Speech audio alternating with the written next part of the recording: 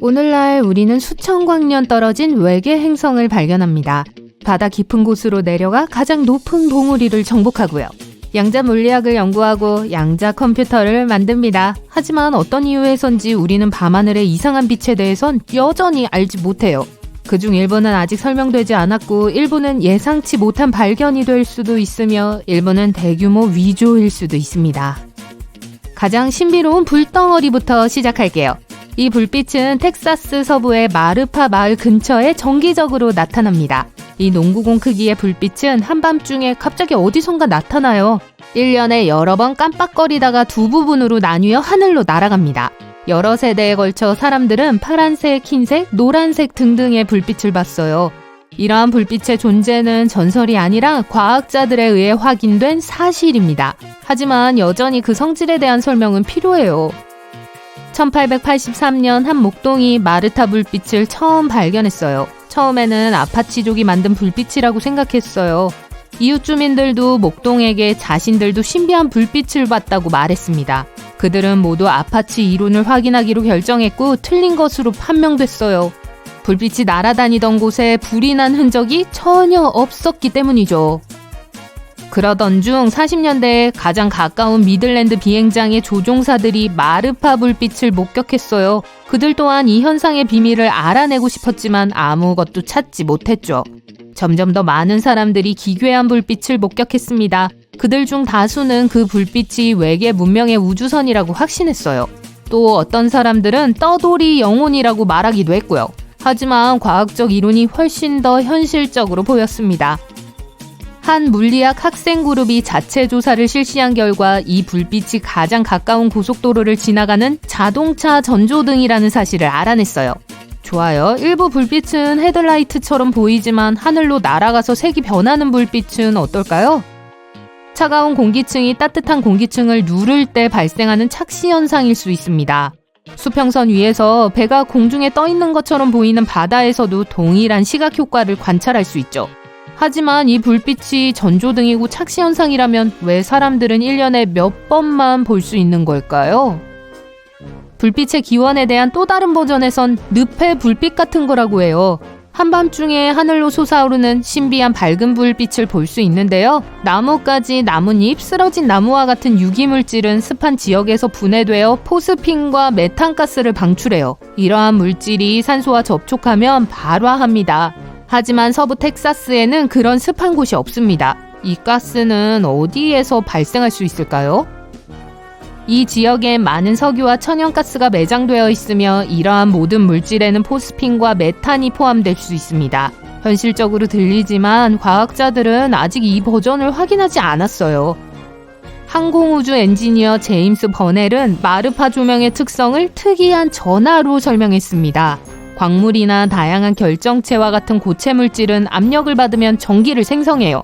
그리고 이 지하 에너지는 여러 가지 색의 빛의 형태로 폭발해요. 하지만 과학자는 그의 이론을 증명할 수 없었어요. 마르파 불빛은 여전히 미스테리입니다. 어쩌면 여러분은 풀 수 있을까요? 노르웨이의 헤스달렌시에서는 다른 불빛이 사람들을 놀라게 합니다. 헤스달렌의 불빛은 다른 유사한 현상과 달리 밤하늘에 자주 나타날 수 있어요. 물론 사람들은 이를 카메라에 여러 번 기록했죠. 1981년부터 1984년까지 헤스달렌 불빛은 일주일에 10회에서 20회 나타났어요. 이제 사람들은 1년에 10회에서 20회 정도 관측합니다. 이 거대한 공은 공중에 떠다니며 맥동하고 번쩍이면서 매우 빠르게 움직여요. 또한 공은 몇 초에서 몇 시간까지 공중에 매달려 있을 수 있습니다. 사람들이 카메라에 여러 번 기록했지만 과학자들은 여전히 이를 연구하지 못하고 있어요. 헤스달렌 빛은 매우 밝기 때문에 사람들이 그 성질을 이해한다면 이 알려지지 않은 대체 에너지를 사용해서 광원을 만들 수 있습니다. 지금까지 이러한 불빛에 대한 몇 가지 이론이 있습니다. 물리학자들은 스칸듐이 포함된 먼지 구름이 공기 중에서 연소할 때 공이 나타난다고 말해요. 연한 은색 금속인데요. 사람들이 헤스달렌 불빛을 관찰하는 계곡에는 이 물질의 퇴적물이 많이 있습니다. 또 다른 이론에 따르면 공은 먼지 플라즈마의 거시적 결정이 축적된 결과라고 합니다. 이 플라즈마는 공기가 이온화되고 어쩌고 저쩌고 할 때 형성돼요. 요컨대 이것은 확인되지 않은 복잡한 과학적 가설입니다. 과학자들은 헤스달렌 조명을 연구하기 위해 많은 자금이 필요해요. 연구원들은 헤스달렌 조명의 메커니즘이 빛 기반 기술의 도약을 촉진할 수 있다고 말하며 투자자를 유치하려고 해요. 1997년 애리조나주 피닉스에서 세계에서 가장 유명한 불빛이 나타났습니다. 그날 수만 명의 사람들이 두 가지 이상한 현상을 목격했어요. 첫 번째는 거대한 비행 삼각형이었어요. 오후 8시경 하늘에 여러 개의 불빛이 삼각형으로 줄지어 나타났습니다. 불빛은 피닉스 상공을 고른 모양으로 날아 하늘 멀리 사라졌어요. 두 번째 현상은 약 2시간 후에 시작됐어요. 사람들은 하늘에 떠다니는 불빛을 발견했습니다.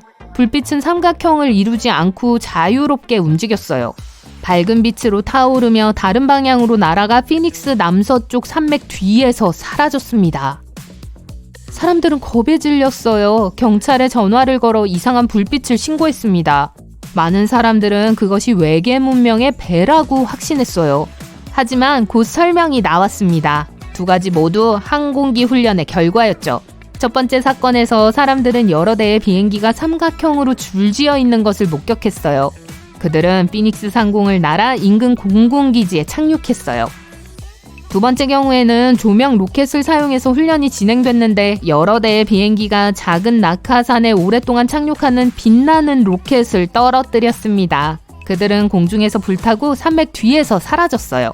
꽤 논리적인 설명이지만 거의 10년 후 이상한 일이 다시 일어났습니다.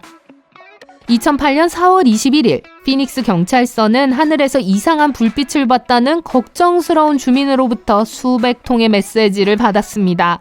4개의 밝은 공이 도시 상공을 맴돌며 모양을 바꿨어요. 공은 삼각형이 됐다가 직사각형이 됐다가 하나씩 사라졌습니다. 경찰은 가장 가까운 비행장에 연락했지만 레이더에는 하늘에 어떤 물체도 포착되지 않았다고 말했어요. 만약 그것이 물질이었다면 레이더 장치에 포착됐을 거예요. 경찰도 아무런 설명이 없었습니다. 항공교통 관제사들도 그게 무엇인지 몰랐어요. 이 사건은 사회에 큰 파장을 일으켰습니다. 많은 사람들이 10년 전에 발생한 현상을 회상하기 시작했고 다시 외계 우주선이라고 주장했죠. 하지만 모든 분쟁은 이틀 후에 끝났습니다. 한 남성이 지역 텔레비전에 전화해 조명탄과 헬륨 풍선을 이용해 불빛을 만들었다고 시인했습니다. 그는 조명탄을 풍선에 묻고 불을 붙인 다음 공중으로 띄웠어요. 그리고 몇 분 후 그는 이 행동을 반복했습니다. 그리고 4번 더 반복했죠.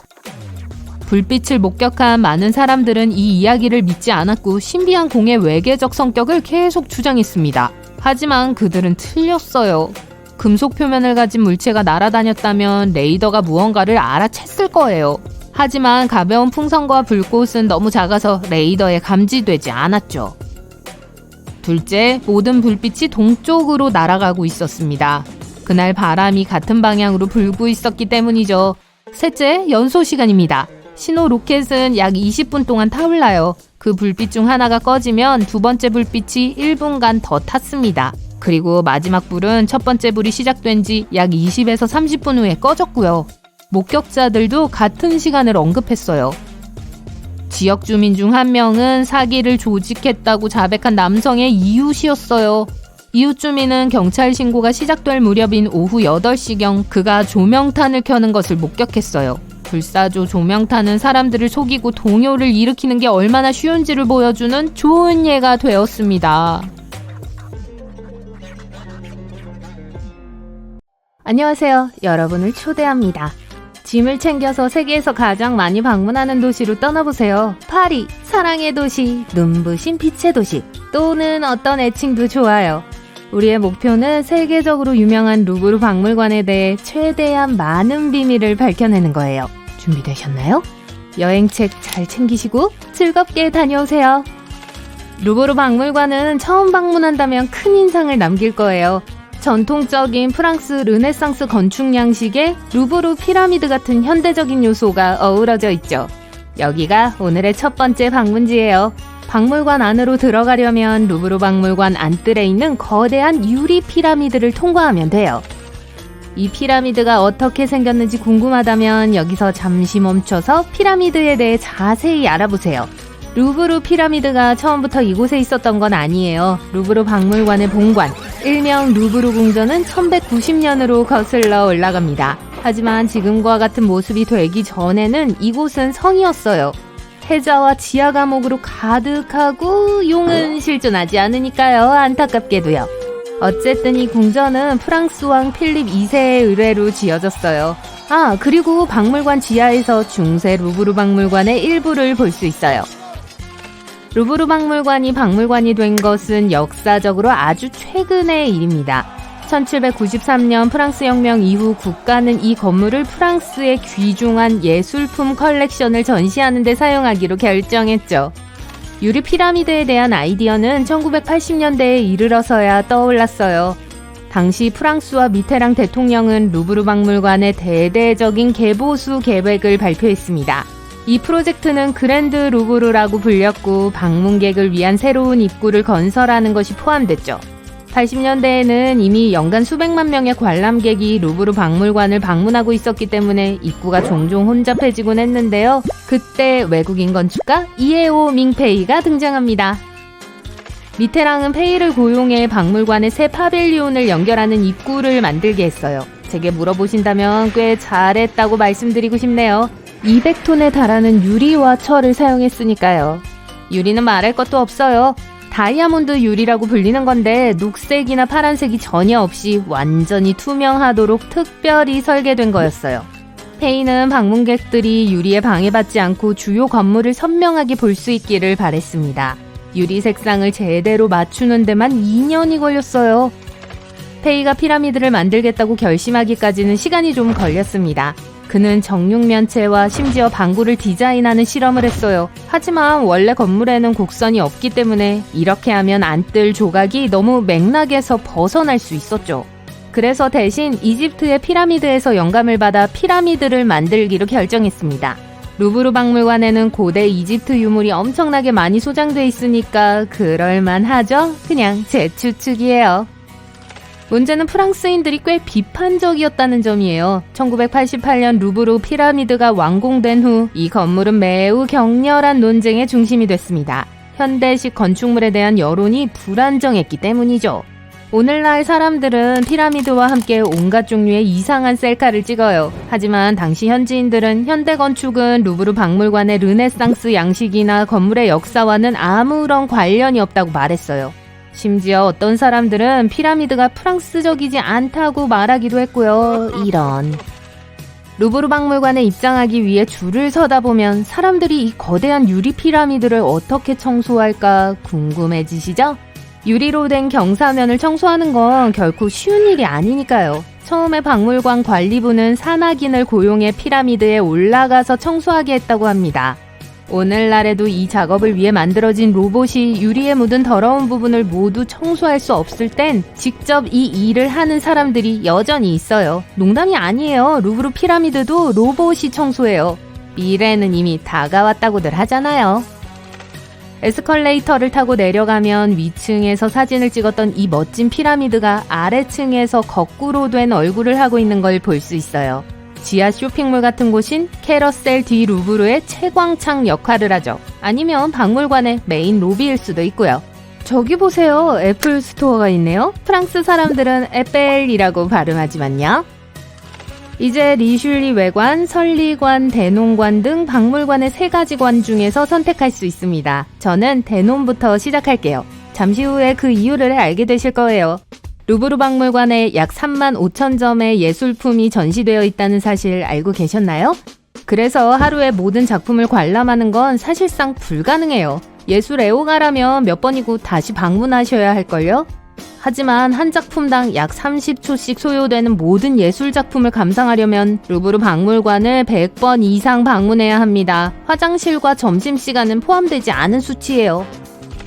무슨 말인지 아시겠죠? 박물관은 정말 거대해요. 그래서 로비 입구에서 루브르 박물관의 가장 유명한 그림인 모나리자까지 가려면 걸어서 10분 정도나 걸리는 거예요. 하지만 일찍 도착했기 때문에 이 다빈치의 걸작을 잘 찍을 수 있었어요. 잘 알려지지 않은 사실. 모나리자는 한때 루브르 박물관에서 도난당한 적이 있어요. 야간에 빈센조 페루지아라는 남자에게 도난당했었죠. 박물관 직원이었는데 수사관들은 그가 20세기 최대의 미술품 절도 사건으로 알려진 범행을 저지르기 위해 루브르 박물관 내부에서 잠을 잤다고 보고 있어요. 다음날 아침 빈센조는 모나리자를 소지품 사이에 숨기고 박물관을 걸어 나갔다고 합니다. 모나리자는 이탈리아에서 그림이 회수될 때까지 거의 2년 동안 사라져 있었어요. 어쩌면 모나리자는 고국으로 돌아가는 여행을 즐겼을지도 모르겠네요. 미술사 애호가라면 모나리자를 둘러싼 많은 이론이 있다는 걸 알고 계실 거예요. 이 그림은 베일에 쌓여 있는 게 사실입니다. 모나리자가 다빈치 자신의 자화상일 수 있다는 강력한 주장이 제기되고 있는데 역사학자들이 다빈치의 얼굴과 모나리자의 얼굴을 비교했을 때 그 결과가 어땠을까요? 놀라울 정도로 비슷해 보이네요. 또한 2010년 이탈리아 문화유산위원회에서 실시한 연구에 따르면 이 그림에는 여러 가지 상징이 숨어있는 것으로 밝혀졌어요. 이 기호들은 고도의 기술이 적용된 확대 렌즈를 통해서만 볼 수 있지만 레오나르도가 모나리자의 오른쪽 눈 안에 LB를 새겨 넣었다는 사실이 밝혀졌죠. 전문가들은 이것이 다빈치의 서명이라고 추측해요. 하지만 왼쪽 눈의 C2와 배경 다리 아치의 72라는 다른 기호는 여전히 미스테리입니다. 반면 라 지오콘다에 대한 이야기는 충분합니다. 박물관의 설리관으로 가볼까요? 가는 길에 그림책이나 캔버스를 들고 그림 앞에 앉아있는 사람들을 볼 수 있습니다. 저렇게 앉아있어도 될까요? 네, 루브르 박물관의 매우 흥미로운 특징입니다. 이 박물관에는 에꼴 디 루브르라는 미술 학교가 있는데 이 학교의 학생들과 다른 파리 기관의 학생들은 그림 앞에 앉아 그림을 모사할 수 있는 허가를 받을 수 있어요. 이를 통해 유망한 젊은 예술가들이 현장에서 직접 배울 수 있습니다. 학생들은 르누아르, 모네, 푸생의 작품을 모사하며 화가가 어떤 기법을 사용했는지 알아내려고 노력해요. 저도 신청해도 될까요? 투어를 마치기 위해 영상 앞부분에서 이야기한 고대 해자를 방문합니다. 원래 루브르 박물관이 성이었을 때 그 일부였던 해자 말이죠. 1980년대에 이루어진 고고학 발굴 덕분에 이 부분이 밝혀져 2016년부터 관람할 수 있게 됐어요. 원래 성의 모습을 재현한 미니어처 모형도 볼 수 있어요. 파리의 다른 랜드마크를 방문하셨다면 콩시에르제리와 꽤 비슷하다는 걸 아실 수 있을 거예요. 이곳에서 치즈를 생산할 생각은 안 해봤을까요? 완벽한 장소인 것 같은데요. 세계에서 가장 유명한 박물관의 비밀을 알아보는 시간이 즐거우셨길 바랍니다. 다음에 또 봬요. 옐로스톤 국립공원에 가보신 적이 있다면 뜨거운 물과 증기를 공중으로 높이 뿜어내는 간헐천에 매료됐을 거예요. 하지만 그보다 더 흥미로운 것이 지하에 숨어 있습니다. 바로 그 웅장한 분출을 가능하게 하는 지하 배관 시스템에 대해 이야기하고 있는 거예요. 좋은 소식이 있어요. 최근 연구자들은 거대한 플라잉 마그넷의 도움으로 국립공원의 열수 배관 시스템을 매핑하는데 성공했습니다. 그 결과 과학자들은 이 모든 특징을 놀라울 정도로 상세하게 문서화할 수 있었어요. 옐로스톤에는 세계에서 가장 큰 열수 시스템이 있습니다. 간헐천, 진흙탕, 온천, 증기 분출구 등 10,000개가 넘는 지형 징후를 포함하고 있어요. 이 지형들은 지하수 경로 네트워크를 통해 공급됩니다. 지하로 흐르는 마그마에 의해 과열되죠. 마그마가 과열되면 물이 지표로 올라오게 됩니다. 현재 이 시스템의 작동 원리에 대해 잘 아는 사람은 아무도 없어요. 새로 만든 지도를 통해 마침내 그 실체가 밝혀질지도 모릅니다. 전문가들은 옐로스톤에 대한 그들의 지식이 표면 아래에 빈틈을 가지고 있다고 설명해요. 그래서 종종 미스터리 샌드위치라고 불린다고요. 과학자들은 표면의 지형에 대해서는 꽤 많은 것을 알고 있어요. 직접 관찰할 수 있으니까요. 그리고 지표면 및 몇 킬로미터 아래의 마그마 및 지각계에서 무슨 일이 일어나고 있는지도 알고 있습니다. 하지만 지구 내부에서 무슨 일이 일어나고 있는지는 아직 밝혀내지 못했어요. 자, 연구에 사용되는 거대한 플라잉 마그넷에 대해 꼭 말씀드려야겠어요. 스카이템이라고 하는데요.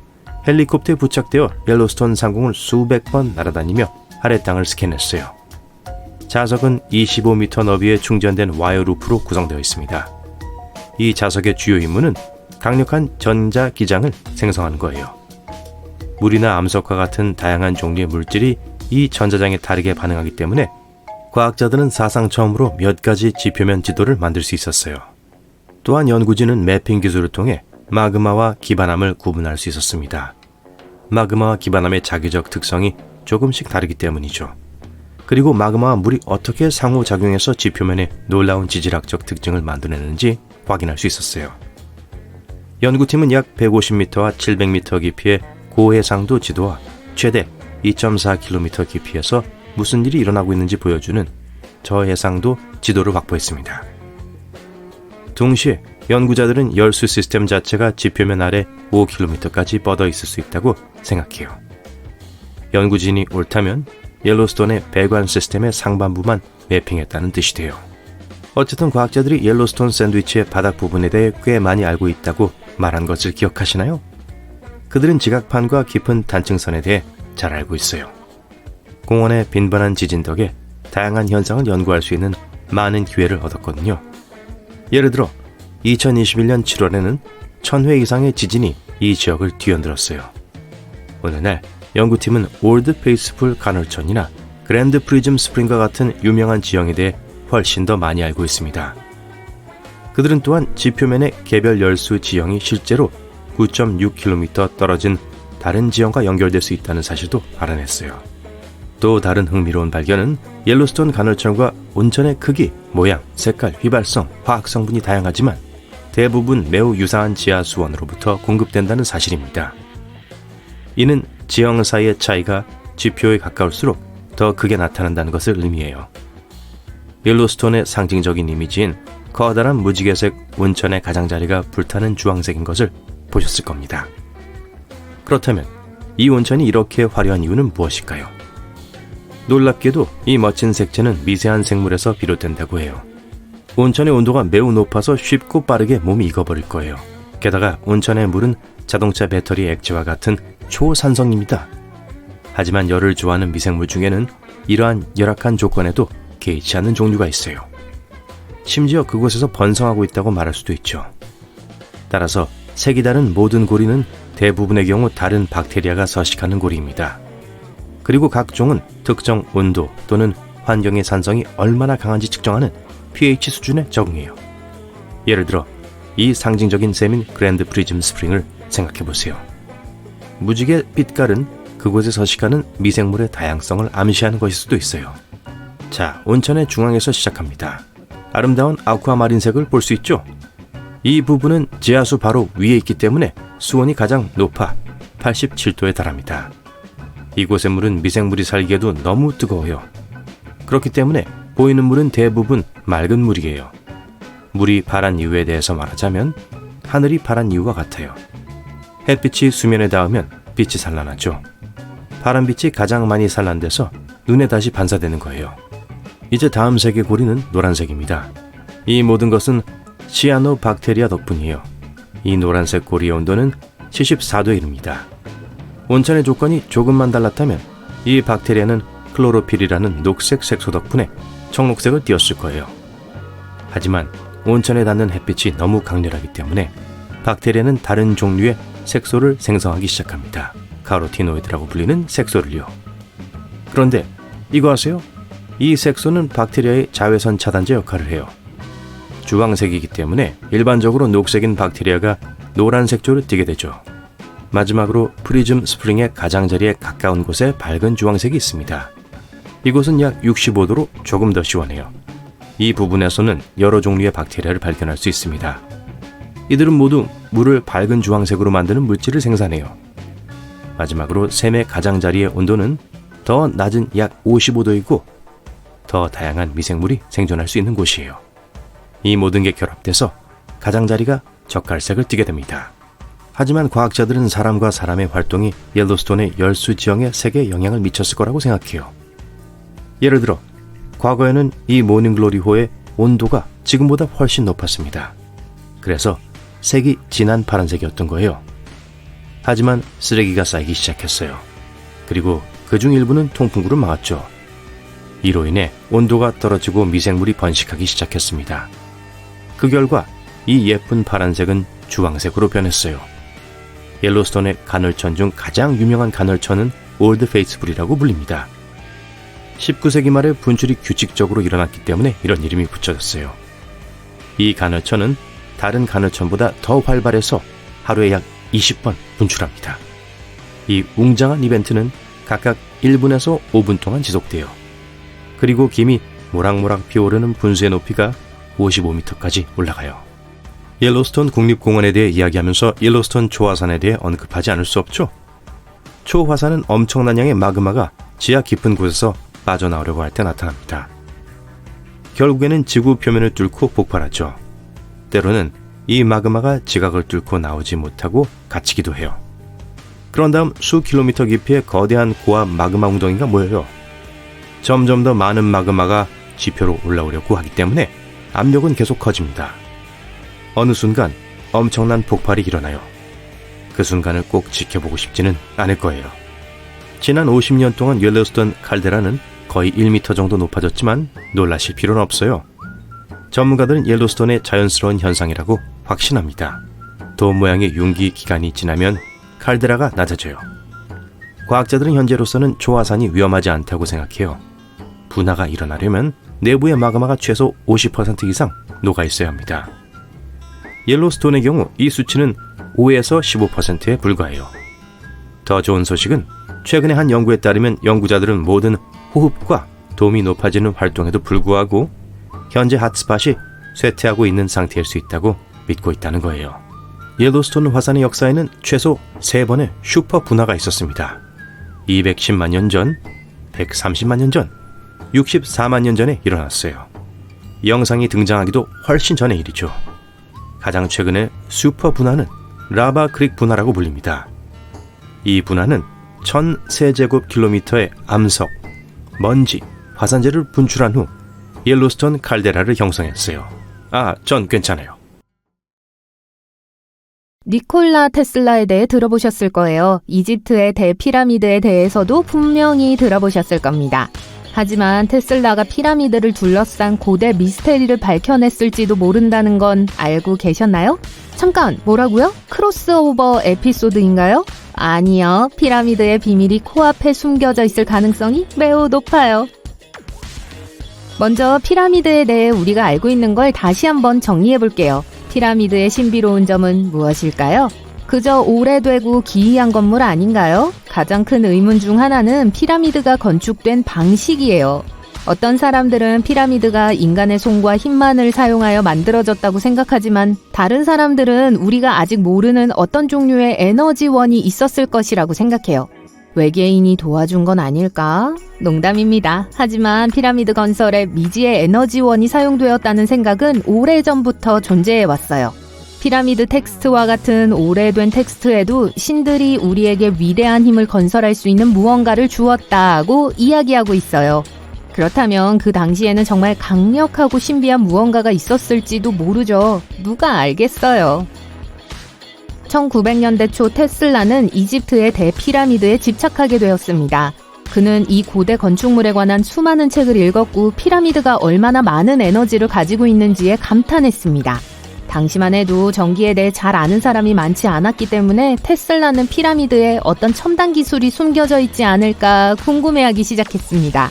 그는 피라미드의 힘이 전자기학과 관련이 있다는 생각을 했고 그 수수께끼를 풀기 위해 많은 시간과 노력을 쏟았죠. 테슬라는 대피라미드에 대해 꽤 특이한 이론을 가지고 있었어요. 그는 피라미드가 실제로 전기를 저장하고 전달할 수 있으며 이를 통해 주변 지역에 전력을 공급할 수 있다고 생각했습니다. 또한 피라미드가 일종의 수정 에너지를 사용하여 지어졌다는 이론을 가지고 있었습니다. 그는 피라미드 내부의 방에 전자기장을 제어할 수 있는 초강력 수정이 있을 수 있다고 믿었어요. 그게 다가 아닙니다. 테슬라는 피라미드를 만드는 데 사용된 재료에 태양과 달의 에너지를 가둘 수 있는 특성이 있다는 생각도 가지고 있었습니다. 단지 약간의 에너지가 아니에요. 그는 피라미드가 실제로 도시 전체를 밝히거나 어두운 곳에 밝게 비출 수 있는 거대한 에너지장을 만들 수 있다고 생각했어요. 피라미드가 전기를 생산하고 기계를 작동시키는 거대한 발전소로 사용될 수 있다고 생각했죠. 심지어 피라미드가 어떻게든 우주 에너지와 연결되어 있어 영적 깨달음과 치유에 사용될 수 있다고 믿었습니다. 어쨌든 이런 아이디어는 그저 허무맹랑한 게 아니었어요. 그는 고대 유물과 텍스트, 상형 문자, 그림 등 피라미드에 대해 할 수 있는 모든 것을 진지하게 연구했습니다. 그리고 피라미드가 에너지 증폭기로 설계되었으며 건설 과정에서 알려지지 않은 에너지원이 사용되었다는 생각을 하게 됐죠. 어떤 사람들은 이러한 이론을 생각해낸 테슬라가 괴짜라고 생각했습니다. 하지만 그의 아이디어는 오늘날 우리가 피라미드를 생각하는 방식에 큰 영향을 미쳤습니다. 연구원들과 학자들은 수년 동안 그의 이론을 파헤쳐 고대 건축물을 둘러싼 가장 큰 미스테리를 밝혀내는 데 사용해왔어요. 예를 들어 최근 과학자들은 이론 물리학을 사용하여 이집트의 대피라미드가 특정 전파에 어떻게 반응하는지 조사했습니다. 그들은 전파의 길이가 일정하면 피라미드가 방 내부에 에너지를 집중시켜 바닥 아래에 모을 수 있다는 사실을 발견했어요. 과학자들은 이 사실을 알아내기 위해 많은 계산을 했습니다. 먼저 어떤 전파 파장이 가장 효과적일지 생각했어요. 그런 다음 피라미드가 전파에 어떻게 반응하는지에 대한 모델을 만들었죠. 그리고 전파에서 얼마나 많은 에너지가 흡수되거나 퍼질지를 알아냈습니다. 마지막으로 파장이 피라미드에 부딪혔을 때 에너지가 피라미드 내부에서 어떻게 움직이는지 확인했어요. 이 모든 것을 설명하기 위해 과학자들은 다중극 분석이라는 것을 사용했습니다. 다중극 분석은 복잡한 물체를 더 간단한 부분으로 분해하는 방법이에요. 그러면 각 부분이 들어오는 에너지와 어떻게 상호작용하는지 볼 수 있습니다. 퍼즐을 분해하여 각 조각이 어떻게 서로 맞는지 확인하는 것과 같아요. 연구원들은 이 모든 것이 미래에 어떻게 사용될 수 있는지에 관심이 있습니다. 연구진은 피라미드와 같은 일을 할 수 있는 아주 작은 입자를 빛으로 만들고자 합니다. 입자의 크기, 모양, 재질을 변경함으로써 빛이 입자 주변에서 어떻게 움직이는지 제어할 수 있습니다. 이는 초소형 센서나 고효율 태양전지를 만드는 데 매우 유용할 수 있어요.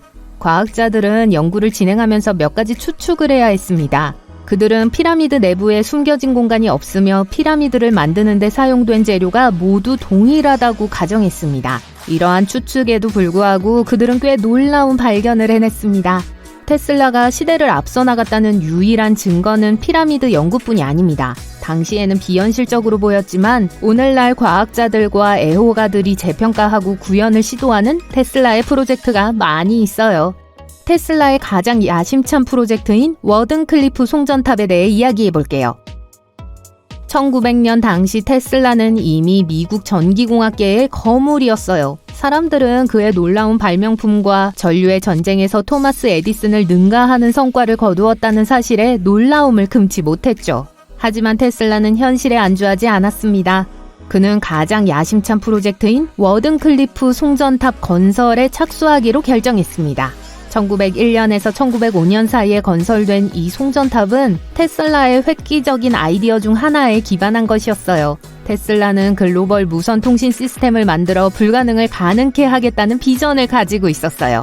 지구 자체를 도체처럼 사용하여 음악, 뉴스, 주식시장 보고서, 보안 군사통신, 심지어 팩시밀리 이미지까지 전송하는 것이었죠. 익숙하게 들리시죠? 네, 오늘날 우리가 사용하는 인터넷과 비슷하게 들리지만 전선을 사용하지 않는다는 점만 달라요. 하지만 테슬라는 훨씬 더 큰 꿈, 즉 무선으로 전력을 전송하는 것을 염두에 두고 있었습니다. 테슬라는 이미 테슬라 코일 변압기를 사용하여 전선 없이도 고주파 신호를 전송할 수 있다는 사실을 증명했으며 이를 계기로 무선 에너지 전송에 대한 집착이 시작되었습니다. 그의 비전은 우리가 통신하는 방식을 혁신하는 것뿐만 아니라 지구의 자연 에너지를 활용하여 전 세계에 전류를 전송하는 방법을 찾는 것이었어요. 테슬라는 인류의 이익을 위해 사용할 수 있는 무료 에너지가 우리 주변에 풍부하다고 믿었어요. 1899년 그는 극비 실험에서 지구 상층 대기를 통해 전력을 전송하는 것이 가능하다는 확신을 얻었습니다. 이것이 바로 워든클리프 타워가 탄생하게 된 계기예요. 이 타워는 전 세계에 무선 에너지를 공급하는 전 세계 타워 네트워크의 프로토타입 스테이션이 될 예정이었습니다. 안타깝게도 테슬라에게는 이 프로젝트를 실현할 수 있는 자원이나 투자자들의 인내심이 부족했습니다. 온갖 재정적 문제와 장애물에 부딪혔고 1917년 미완성된 타워는 테슬라의 빚을 갚기 위해 마침내 철거되어 고철로 팔렸어요. 이제 타워는 아무리 위대한 천재라도 때때로 자신의 꿈을 이루지 못할 수 있다는 슬픈 사실을 상기시켜줍니다. 하지만 원래 붉은 벽돌로 지어진 실험실은 여전히 그 자리에 남아있으며 테슬라 연구소 중 유일하게 살아남은 곳입니다. 재밌는 사실은 2017년에 한 영화 제작진이 놀라운 발견을 했다는 거예요. 영화 제작진은 지표2과 레이더를 이용해 워든클리프 주변 지역을 탐사했고 그 결과 부지 아래 수백 미터에 이르는 일련의 터널을 발견했습니다. 이 터널의 용도는 정확히 밝혀지진 않았지만 사람들은 수년 동안 이 터널이 테슬라의 원대한 계획의 일부라고 추측해왔어요. 물론 워든클리프는 전 세계 테슬라 애호가들의 주요 랜드마크입니다. 언젠가 마침내 터널의 수수께끼를 풀게 될지도 모르죠. 하지만 그렇지 않더라도 테슬라의 유산과 그의 놀라운 아이디어는 계속 이어질 것입니다. 중력에 대해 별로 생각하지 않을 수도 있지만 중력은 우리가 하는 모든 일에 영향을 미칩니다. 중력은 사물이 위로 날아가지 않고 아래로 떨어지는 이유이기도 해요. 우리를 지구와 연결해준 덕분에 점프할 때 우주로 날아가지 않죠. 하지만 물리학자에게 중력은 그 이상입니다. 우주의 작동 원리를 이해하기 위해 풀어야 하는 매혹적인 퍼즐이에요. 그리고 그들은 그 비밀을 밝히기 위한 탐구를 계속하고 있어요. 그렇다면 무엇이 그렇게 신비로운 걸까요? 어디 살펴보죠. 우리는 전설적인 아이작 뉴턴으로부터 중력에 대해 많은 것을 배웠어요. 그는 중력의 법칙을 최초로 발명했습니다. 우주에 있는 두 물체는 서로 끌어당길 수밖에 없다고 가르쳤죠. 마치 두 물체 사이에 은밀한 중력이 작용하는 것처럼요. 이 인력이 얼마나 강한지는 두 가지에 따라 달라져요. 질량 등 물체가 얼마나 큰지, 그리고 물체가 서로 얼마나 가까이 있는지에 따라서 다르죠. 하지만 여기서 멋진 점이 있습니다. 중력은 단순히 두 개의 물체가 추는 춤이 아니에요. 중력은 복잡한 우주 안무입니다. 태양계를 예로 들어볼게요. 태양은 중력을 이용해 모든 행성을 궤도에 유지하면서 주도적인 역할을 해요. 하지만 각 행성은 태양과 이웃 행성까지 잡아당기는 자체 중력을 가지고 있어요. 그리고 수백 년 후 또 다른 영웅인 알버트 아인슈타인이 중력을 완전히 새로운 차원으로 끌어올렸어요. 그는 일반 상대성 이론을 설명했습니다. 아인슈타인에 따르면 중력은 단순한 규칙적인 힘이 아니에요. 실제로 중력은 시공간의 구조를 휘게하고 뒤틀리게 해요. 헤비급 챔피언이 고무시트 위에 앉아있다고 생각해보세요. 고무시트는 무게에 의해 구부러지고 휘어집니다. 그리고 주변의 작은 물체들은 헤비급 선수를 향해 굴러갈 수밖에 없어요. 이제 우주의 곡선을 눈으로 직접 볼 수는 없지만 중력에 걸린 물체가 어떻게 되는지는 알 수 있어요. 중력에 끌려가는 것은 마치 회오리 바람에 휘말리는 것과 같아요. 걸린 물체는 관광 상점에서 볼 수 있는 페니슬롯 사이클론 기계의 동전처럼 아래쪽으로 나선형으로 떨어지기 시작합니다. 또는 벨로드롬 트랙을 질주하는 자전거처럼 우아하게 원을 그리며 움직일 수도 있어요. 중력은 우리 세계를 이끄는 원초적인 힘입니다. 중력이 없다면 별도, 은하도 아무것도 존재하지 않을 거예요. 그런데 중력은 어디에서 오는 걸까요? 100만 달러짜리 질문이죠. 그리고 아직 완전한 해답은 없습니다. 하지만 몇 가지 추측이 있어요. 우선 중력은 우주의 단순한 특징이 아니라 사물을 서로 끌어당기는 힘이라는 건 알고 있죠. 놀랍게도 중력은 모든 힘 중에서 가장 약한 힘입니다. 하지만 중력에 대해 다른 시각으로 바라보면 놀랄 수도 있어요. 중력은 멀리 있는 물체를 직접적으로 밀거나 당기는 힘이 아니라 춤에 가깝습니다. 놀랍지만 이 춤판에서 춤을 혼자서 추진 않아요. 예를 들어 중력은 전자기 같은 다른 힘과 함께 스포트라이트를 받아요. 두 개의 전자를 상상해 볼까요? 바로 댄서들입니다. 이 두 전자는 여러분이 예상하는 것처럼 서로를 직접 밀거나 당기지 않아요.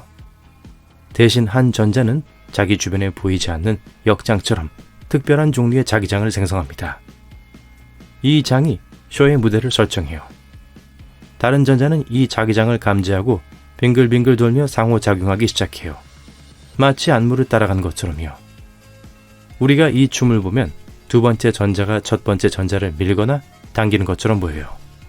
하지만 실제로는 댄서들과 그들이 춤추는 공간 사이의 복잡한 움직임과 상호작용에 관한 거죠. 무용수들은 서로 직접 접촉하지 않지만 이 필드를 통한 상호작용으로 마치 서로 연결되어 있는 것처럼 보여요. 필드와 움직임이 한데 어우러져 마치 우리가 중력이라고 부르는 힘이 작용하는 듯한 착각을 불어일으키는 마법 같은 장면이 연출됩니다. 일반적인 방식의 힘은 아니지만 마치 힘처럼 행동하는 거예요. 공간과 물체가 상호작용하는 방식에서 나타나거나 하기 때문에 우린 그것을 출현하는 힘이라고 부릅니다. 그렇기 때문에 일부 과학자들은 전문적인 용어를 사용하고자 할 때 중력이라는 단어를 피하고 상호작용이라는 용어를 선호해요. 이는 입자들이 서로 섞여 에너지와 정보를 교환하는 방식일 뿐이에요. 전자기 상호작용, 중력 상호작용 등 모든 것이 이 성대한 파티의 일부죠. 적어도 이론 중 하나는 그래요. 일부 과학자들은 중력이 중력자라고 불리는 작은 입자로 구성될 수 있다고 생각하기도 해요. 이 은밀한 입자는 보이지 않는 곳에서 작용해서 물체가 서로 끌어당기도록 만들어요. 하지만 아직까지 중력자를 직접 볼 수 있는 방법은 없어요. 따라서 이 이론에 따르면 중력은 힘인 동시에 잠재적인 입자입니다. 보시다시피 중력이 대규모로 어떻게 작용하는지 설명하는 데는 어려움이 있어요.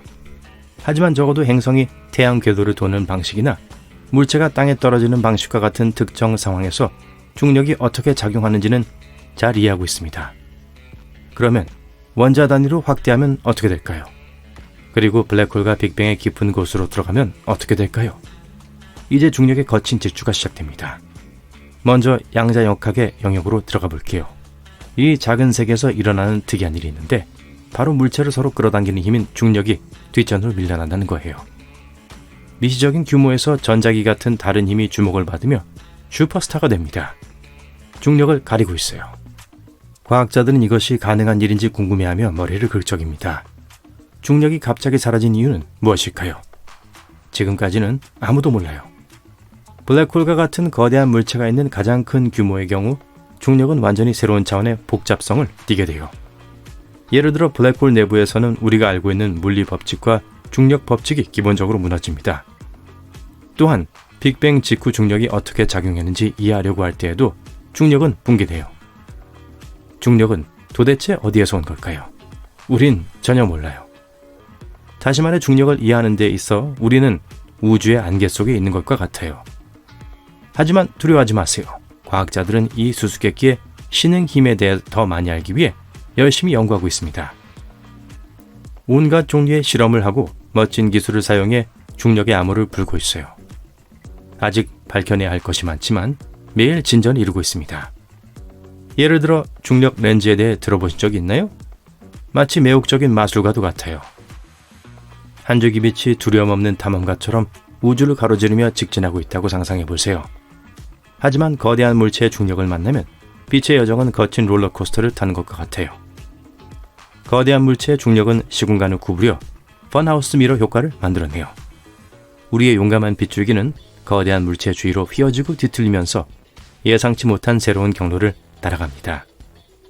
하지만 빛의 궤적이 바뀌면서 빛이 없었다면 보이지 않았을 먼 곳의 숨은 경이로움도 우리에게 드러나죠. 빛은 멀리 있는 물체를 확대, 왜곡하거나 여러 개의 이미지를 만들 수도 있어요. 따라서 블랙홀처럼 우리와 함께 숨바꼭질을 하던 모든 사물이 마침내 눈에 보이게 돼요. 중력파라는 놀라운 아이디어도 있습니다. 아인슈타인은 수십 년 전에 중력파의 존재를 예측했지만 최근에야 마침내 중력파를 확인할 수 있게 됐어요. 이는 과학계에서 엄청난 돌파구였습니다. 이 파동은 거대한 블랙홀의 충돌이나 갓 태어난 별의 탄생과 같은 대격변적인 우주사건의 메아리를 담고 있습니다. 고요한 연못에 조약돌을 떨어뜨린 것처럼 이러한 미친 사건은 파급 효과를 일으키죠. 하지만 물 대신 밤을 일으키고 뒤틀리는 것은 시공간 그 자체예요. 과학자들은 최근 이러한 속삭임을 들을 수 있는 방법을 개발했어요. 이러한 중력파를 감지할 수 있는 장비를 만들었어요. 간섭계로 알려진 이 기기는 우주의 미묘한 진동을 포착할 수 있도록 미세하게 조정된 귀와 같은 역할을 해요. 하지만 한 가지 확실한 것은 중력이 우리 우주를 형성하는 슈퍼스타라는 사실입니다. 중력은 우리 주변의 모든 것을 연결하고 우주 전체를 지배해요. 중력의 궁극적인 비밀을 밝히기 위한 탐구는 계속되고 있고 과학자와 호기심 많은 사람들 모두에게 스릴 넘치는 모험이 되고 있습니다. 자연에는 많은 소음을 내는 것을 좋아하는 곤충이 있습니다. 가수가 마이크에 대고 큰 소리로 소리를 지르고 기타리스트가 귀가 먹먹한 화음을 내는 록 콘서트에 있다고 상상해보세요. 그리고 이 모든 것이 거대한 스피커를 통해 전달돼요. 음악이 몸을 통과하는 것처럼 느껴져요. 매미떼 근처에 있으면 비슷한 느낌을 경험할 수 있습니다. 이 생물들은 뱃속에 진동하는 막의 도움으로 맴맴 하는 울리는 소리를 내요. 매미의 울음소리는 항상 사람들을 놀라게 합니다. 언제든 밖의 시끄러운 소리에 잠에서 깨어날 수 있죠. 매미는 거대한 떼를 지어 거리로 날아가 자동차, 나무, 건물을 뒤덮어요. 몇 주 동안 수다를 떨다가 정적이 찾아옵니다. 매미는 그렇게 나타났다가 갑자기 사라집니다. 매미의 소리는 종에 따라 귀에 즐겁거나 해로울 수 있어요. 매미 소리는 선율이 있고 매혹적일 수 있습니다. 반면 수백만 마리의 매미가 숲에서 맴맴거리는 소리는 제트기나 원형 톱이 작용하는 소리와 비슷해요. 어떤 사람들은 참지 못하고 노래하는 매미떼를 피해 도망치기도 해요. 하지만 많은 사람들은 매미가 사방에서 사람을 감싸는 기분 좋은 소리를 낸다고 말하는데 이는 매우 특이한 느낌입니다.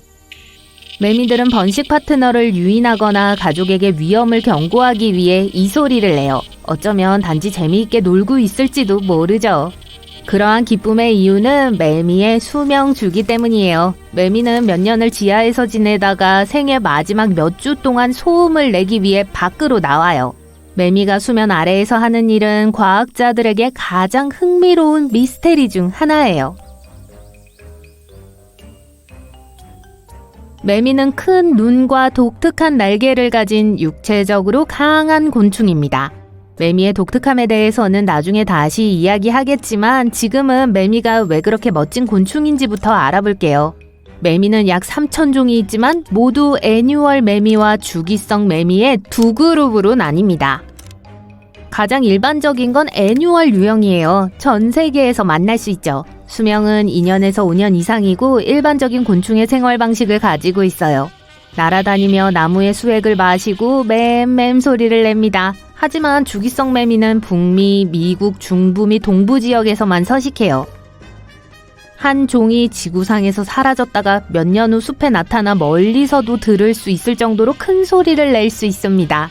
숲속을 걸으며 버섯과 열매를 따고 있다고 상상해보세요. 그러다 흙이 움직이기 시작하고 수십만 마리의 매미가 날아가는 거예요. 매미는 어디에나 있고 매우 시끄럽습니다. 하지만 공격적이지 않고 사람을 물지 않으니까 걱정하지 마세요. 이 곤충의 수명 주기는 알, 유충 및 성충의 세 부분으로 나뉩니다. 처음에 암컷은 여러 곳에 수백 개의 알을 낳아요. 그들은 나뭇가지와 덤불의 땅 근처에 새끼를 남겨요. 그런 다음 6주에서 10주가 지나면 작은 유충이 알에서 부화해서 바닥에 떨어지고 땅속으로 파고들어요. 그곳에서 그들은 식물 뿌리의 수분을 먹고 자랍니다. 이 지하터널에서 13년에서 17년 동안 지내다가 껍질을 깨고 밖으로 나와요. 그것도 모두가 동시에 그렇게 하죠. 마치 누군가 명령을 내리면 모든 것을 내려놓고 동시에 수면 위로 올라오는 것처럼요. 그리고 올라온 후에는 맴맴 소리를 내기 시작합니다. 비좁고 어두운 공간에서 10년 이상 지내다가 밝고 탁 트인 세상으로 나가 몇 주 동안 생활한다고 상상해보세요. 매미가 시끄럽게 울어대는 것도 당연하겠죠. 또는 지하에서 즐거운 시간을 보낸 후 야외에서 노후를 보내기로 결정할 수도 있어요. 대부분의 경우 그들의 출현은 자연 조건의 편의성과 일치해요. 토양 온도가 번식하기에 편안해질 때까지 기다렸다가 밖으로 나오는 거죠. 토양이 매년 뜨거워지고 차가워지는 동안 매미는 13년 또는 17년에 한 번씩 나와요. 과학자들이 이에 대해 정확한 설명을 할 수는 없지만 다른 동물과 관련이 있을 수 있어요. 매미는 무방비 상태의 영양가 높은 생물입니다. 수백만 마리의 매미떼는 많은 숲속 동물들에게 잔치가 되죠. 올빼미와 여우도 매미를 좋아해요. 숲 생태계가 매미의 연례 노래에 익숙해졌다고 가정해보세요. 적군이 이 곤충의 전체 개체군을 빠르게 파괴할 거예요. 그래서 매미는 아무도 예상하지 못할 때 나오는 거예요. 아마도 올빼미와 여우의 개체수 증가가 가장 더딘 순간을 선택할 겁니다. 그들을 만나지 않기 위해 매미는 몇 년을 기다리는 거예요.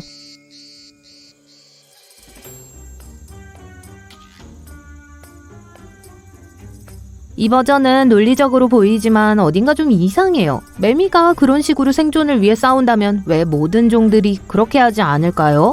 한 해 주기에 매미는 숲에 정기적으로 나타나며 생태계의 필수적인 부분입니다. 그들은 많은 적들이 있음에도 불구하고 계속 존재해요. 왜 주기적으로 나타나는 매미들은 숨기로 결정할까요? 아직은 알려지지 않았습니다.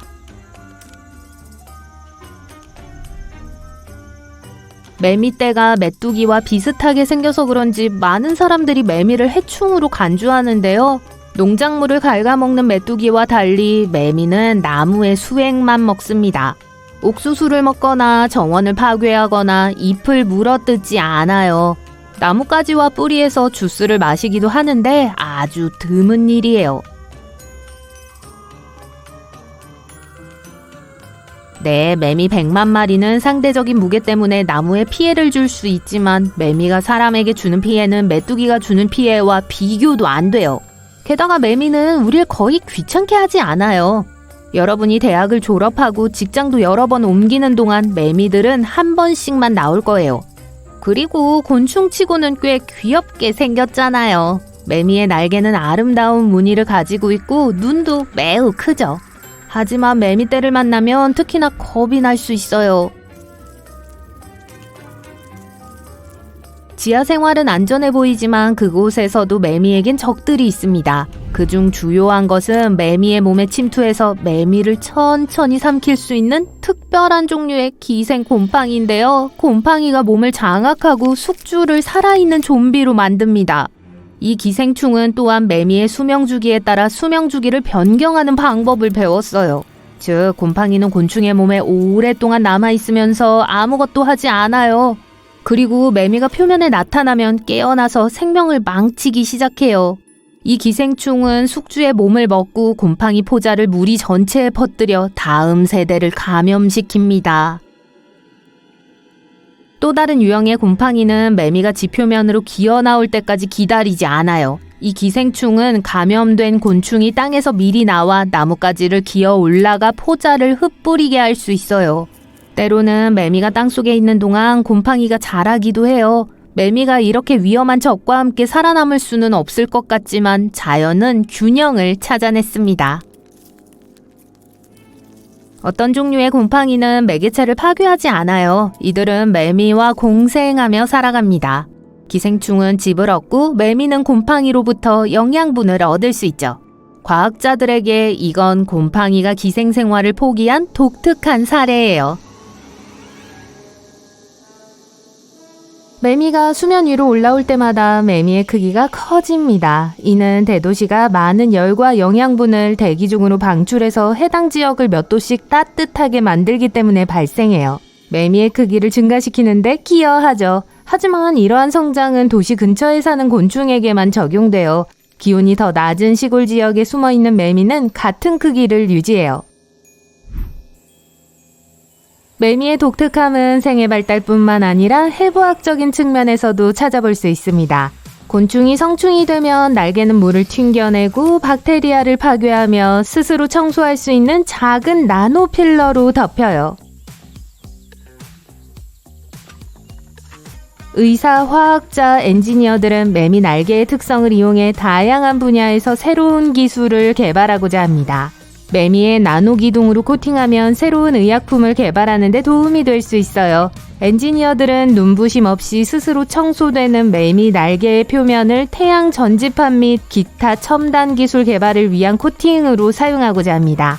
매미는 이렇게 실제로 우리에게 많은 도움을 주고 있어요. 20세기가 시작될 무렵이었습니다. 두 명의 라이벌 로버트 스콧과 로알드 아문센은 역사상 최초로 남극점에 도달한 사람이 되기 위해 탐험을 시작했습니다. 경주는 쉽지 않았고 스콧에게는 비극적으로 끝났습니다. 아문센은 경쟁자보다 먼저 남극점에 텐트를 설치하며 승리를 거두었습니다. 스콧의 테라노바 탐험대의 일원이었던 영국 지질학자 토마스 그리피스 테일러는 혹독한 환경에서 살아남았을 뿐만 아니라 예상치 못한 발견을 해냈어요. 그는 1911년 빙하의 바위 틈에서 피처럼 보이는 폭포를 발견했고 이 폭포는 현재 그의 이름을 따게 되었습니다. 과학자들이 이 섬뜩한 색채의 배후에 무엇이 있는지 알아내는 데는 한 세기가 넘게 걸렸습니다. 미국 과학자들로 구성된 팀은 강력한 전자현미경을 들고 테일러 빙하로 이동하여 빙하의 성분을 분석했어요. 이전 연구에서 진홍색 수수께끼의 표면을 살짝 드러낸 적은 있지만 광물학적 구성을 본격적으로 분석한 적은 없었어요. 이 연구진은 다양한 분석 장비를 동원하여 철분이 풍부한 작은 나노 구체를 발견했습니다. 인간 적혈구의 100분의 1 크기인 이 작은 입자는 고대 미생물에서 유래했어요. 이 미생물은 테일러 빙하의 녹은 물에서 풍부하게 번성합니다. 이 나노구체는 철, 실리콘, 칼슘, 알루미늄, 나트륨으로 가득 차 있어 빙하 아래 물을 선명한 붉은색으로 물들이는 독특한 구성을 형성해요. 이 나노구체는 광물에서 볼 수 있는 일반적인 결정 구조를 가지고 있지 않기 때문에 이전의 검출 방법으로는 발견하지 못했습니다. 테일러 빙하의 얼음 속에는 수천 년 또는 수백만 년 동안 고립되어 번성해온 고대 미생물 군집이 존재합니다. 이 발견은 지구 밖의 생명체를 찾는 데 도움이 될 수 있어요. 켄 리비 박사는 존스 홉킨스 대학교의 연구과학자로서 행성물질과 화성 샘플 분석에 대한 놀라운 전문 지식을 보유하고 있습니다. 그는 화성 탐사선이 남극에 착륙하면 어떤 일이 일어날지 알아보기로 했어요. 피해 폭포가 그토록 매혹적인 붉은색을 띠는 이유를 알아낼 수 있을까요? 그래서 연구원들은 피해 폭포를 모의 화성 착륙 지점으로 삼았습니다. 연구진은 화성을 탐사하는 로버에서 영감을 얻은 기술을 사용했습니다. 수집한 샘플은 존스 홉킨스 처리 시설로 보내졌습니다. 그곳에서 리비는 투과 전자현미경의 힘을 발휘하여 수수께끼의 나노구체를 밝혀냈습니다. 그는 현재의 탐사선으로 다른 행성의 표면을 분석하는 방법으로는 부족하다는 결론을 내렸어요. 특히 화성과 같이 추운 행성에서는 환경물질의 실체를 밝혀낼 수 없습니다. 이러한 물질은 매우 작고 비결정체일 수 있기 때문에 탐지 방법이 제대로 작동하지 않을 수 있습니다. 암석 행성의 본질을 제대로 파악하려면 투과 전자현미경이 필요해요. 화성 탐사선에 투과 전자현미경을 장착하는 것은 아직 실현 가능하지 않지만 우주 탐사의 새로운 시대가 시작되었음을 의미할 수 있습니다. 불타는 폭포를 본 적이 있나요? 매년 2월 모든 조건이 갖추어지는 순간이죠. 요세미티 국립공원의 호스테일 폭포가 이 환상적인 모습으로 변신합니다. 해가 질 무렵 태양광선이 폭포에 완벽한 각도로 내리쬐면서 폭포가 선명한 주황색과 붉은색의 타오르는 불꽃으로 변해요. 이 자연의 기적을 언제 누가 발견했는지 정확히 알 수 없습니다. 원래 계곡에 살던 사람들은 이 폭포에 대해 알고 있었을지도 모르지만 비밀에 붙여졌어요. 1973년에 이르러서야 사진작가 갤런 로웰이 이 폭포의 사진을 최초로 찍어 주목을 받게 되었습니다. 그 이후로 불의 폭포는 소셜미디어에서 불처럼 퍼져나갔고 전 세계에서 수많은 사람들이 모여들면서 세계적인 센세이션을 일으켰습니다. 이 웅장한 폭포는 매년 수백 명의 관중을 끌어들이지만 특정 조건에서만 볼 수 있어요. 우선 호스테일 폭포에 흐르는 물이 있어야 합니다. 2월에 눈이 충분히 쌓이지 않으면 폭포에 물이 충분하지 않아 마법을 연출할 수 없어요. 낮에는 쌓인 눈이 녹을 정도로 기온이 충분히 따뜻해야 해요. 날씨가 너무 추우면 눈이 얼어붙어 불이 붙지 않으니까요. 둘째, 해질녘 서쪽 하늘이 맑아야 합니다. 햇빛이 호스테일 폭포에 닿아 생동감 있게 빛나려면 직진하는 경로가 필요해요. 요세미티의 날씨는 시시각각 변하기 때문에 쇼가 시작될 때쯤이면 마법처럼 구름이 걷힐 수 있습니다. 모든 조건이 맞으면 약 10분 동안 요세미티 불폭포의 장관을 목격할 수 있습니다. 항해하는 돌의 미스테리는 수년 동안 과학자들을 당혹스럽게 해왔습니다. 무거운 돌은 마치 나름대로 생각이 있는 듯 메마른 호숫바닥인 레이스 트랙 플라야를 가로질러 이동하는 것처럼 보여요. 돌들은 갈라진 진흙 위에 흔적을 남깁니다. 이 현상을 설명하고자 하는 이론은 자기장이나 강한 회오리 바람인 먼지 악마부터 장난꾸러기들의 장난에 이르기까지 다양합니다. 실제로 이 바위가 움직이는 것을 목격한 사람은 아무도 없었기 때문에 미스테리만 더해졌죠. 2006년 랄프 로렌츠라는 나사 과학자가 이곳에 도착했습니다. 그는 다른 행성의 기상 조건을 연구하던 중 데스밸리의 매력에 빠져들었습니다. 그는 식탁에서 타파웨어 용기를 만지작거리다가 유레카의 순간을 맞이했어요. 로렌츠는 용기에 물을 채우고 작은 돌멩이가 튀어나오게 한 후 냉동실에 넣었습니다. 그런 다음 바닥에 모래가 담긴 큰 물통에 이 얼음 구조물을 넣고 부드럽게 바람을 불었습니다. 바위가 물 위를 미끄러지듯 움직이며 모래에 흔적을 남겼죠. 로렌츠는 얼음이 어떻게 조간대성 해빈을 따라 큰 바위를 띄우고 움직이게 하는지를 연구해왔습니다. 이 지식을 응용하여 로렌츠와 그의 연구팀은 데스밸리의 특정 겨울 조건에서 충분한 물과 얼음이 형성되면 가벼운 바람에도 바위가 레이스트랙 플라야를 가로질러 떠다닐 수 있다는 사실을 알아냈습니다. 그리고 바위가 미끄러지면서 진흙 지형에 흔적을 남겼죠. 오색 빛깔의 강, 콜롬비아의 카뇨 크리스탈레스는 세계에서 가장 아름다운 강이라는 비공식적인 타이틀을 가지고 있습니다. 1년 중 대부분 동안은 여느 평범한 강처럼 보여요. 진정한 마법은 수위가 딱 맞는 우기와 건기 사이에 일어나요. 이 독특한 강 바닥에는 특별한 식물이 늘어서 있고 조건이 맞으면 눈부신 색채로 물들기 시작해요. 선명한 빨강, 멋진 노랑, 무성한 초록이 푸른 물과 어우러지는 모습을 상상해보세요. 마치 수천 가지 색으로 이루어진 살아있는 무지개 속으로 들어가는 것과 같습니다. 이 경이로운 광경은 9월부터 11월까지 단 몇 주 동안만 지속됩니다. 콜롬비아의 우기에는 강물이 너무 빠르고 깊게 흘러 강바닥을 덮어 식물이 붉게 변하는 데 필요한 햇빛을 받지 못합니다. 그리고 건기에는 강에서 활기찬 생명체를 지탱할 만큼 물이 충분하지 않아요. 따라서 적절한 시기에 물을 잡아야 합니다. 몰디브 해변이 밤의 어둠 속에서 빛나는 이유는 미스테리지만 여전히 인상적입니다. 바로 생물 발광 플랑크톤 덕분입니다. 이 작은 생물은 마치 작은 수중 디스코볼처럼 움직이면서 멋진 푸른빛을 발산해요. 해안선을 따라 걸으며 빛나는 발자국을 남긴다고 상상해보세요. 이 마법 같은 플랑크톤들 사이에서 밤 수영을 할 수도 있습니다. 연구원들은 미생물의 생체 발광이 포식자에 대한 영리한 방어 메커니즘이라는 사실을 발견했어요. 이 미생물이 작은 푸른빛을 내면 공격자가 방향을 잃고 놀라게 돼요. 플랑크톤은 루시페린이라는 화학물질을 사용하여 이 빛을 발산합니다. 이 매혹적인 플랑크톤은 1년 중 언제든 볼 수 있지만 6월에서 12월까지가 가장 아름답게 빛나는 모습을 볼 수 있는 절호의 기회예요. 이 기간에는 몰디브 바다의 플랑크톤의 양이 많아져 해가 지고 밤하늘이 어두워지면 발광쇼를 볼 수 있는 완벽한 조건이 만들어집니다. 생물 발광 플랑크톤이 해류에 의한 해안 가까이로 대량으로 밀려올 때만 이 신비로운 광경을 목격할 수 있어요. 이 환상적인 쇼가 언제 펼쳐질지 정확히 예측하긴 어렵기 때문에 미리 조사하고 여행 카탈로그에 나온 모습 그대로를 담을 수 있도록 높은 ISO 카메라로 사진 찍을 준비하세요. 여러분은 캘리포니아의 메머드 호수의 가파른 산으로 하이킹을 가고 있습니다. 지형이 험준하고 까다롭네요. 눈 때문에 걷기가 더 힘들어요. 하이킹 도중에 뭔가 특이한 걸 발견하게 됩니다. 멀리서 보면 바위 투성이의 땅에 뭔가가 흩어져 있는 게 보여요. 더 정확하게 보기 위해 조금 더 가까이 걸어가니 비행기의 잔으로 보이는 게 있네요. 알고 보니 그 잔에는 신기록을 세운 조종사 스티브 포셋의 것인 걸로 밝혀졌어요. 당국이 거의 1년 동안 그를 찾고 있었죠. 아무도 포셋을 찾지 못했고 비행기가 추락한 원인을 설명할 수 없었죠. 숙련된 조종사에겐 정말 쉬운 비행처럼 보였거든요. 과연 그에게 무슨 일이 일어났을까요?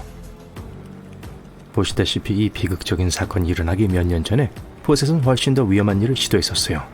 그는 열기구를 타고 홀로 세계 일주를 하는 최초의 조종사가 되려고 했어요. 작은 컨테이너에서 2주를 보내는 게 상상이 되나요? 단지 세계 기록을 깨기 위해서 말이죠. 궁금하다면 여기 전 세계를 비행하기 위해 필요한 것들이 있어요. 잘 작동하는 내비게이션 시스템, 부유한 후원자, 그리고 지칠 줄 모르는 지구력. 열기구가 가장 오래된 비행체임에도 불구하고 포셋이 그렇게 하기 전까진 아무도 그걸 타고 세계 일주를 못했었어요. 그리고 확실히 쉬운 일은 아니었죠.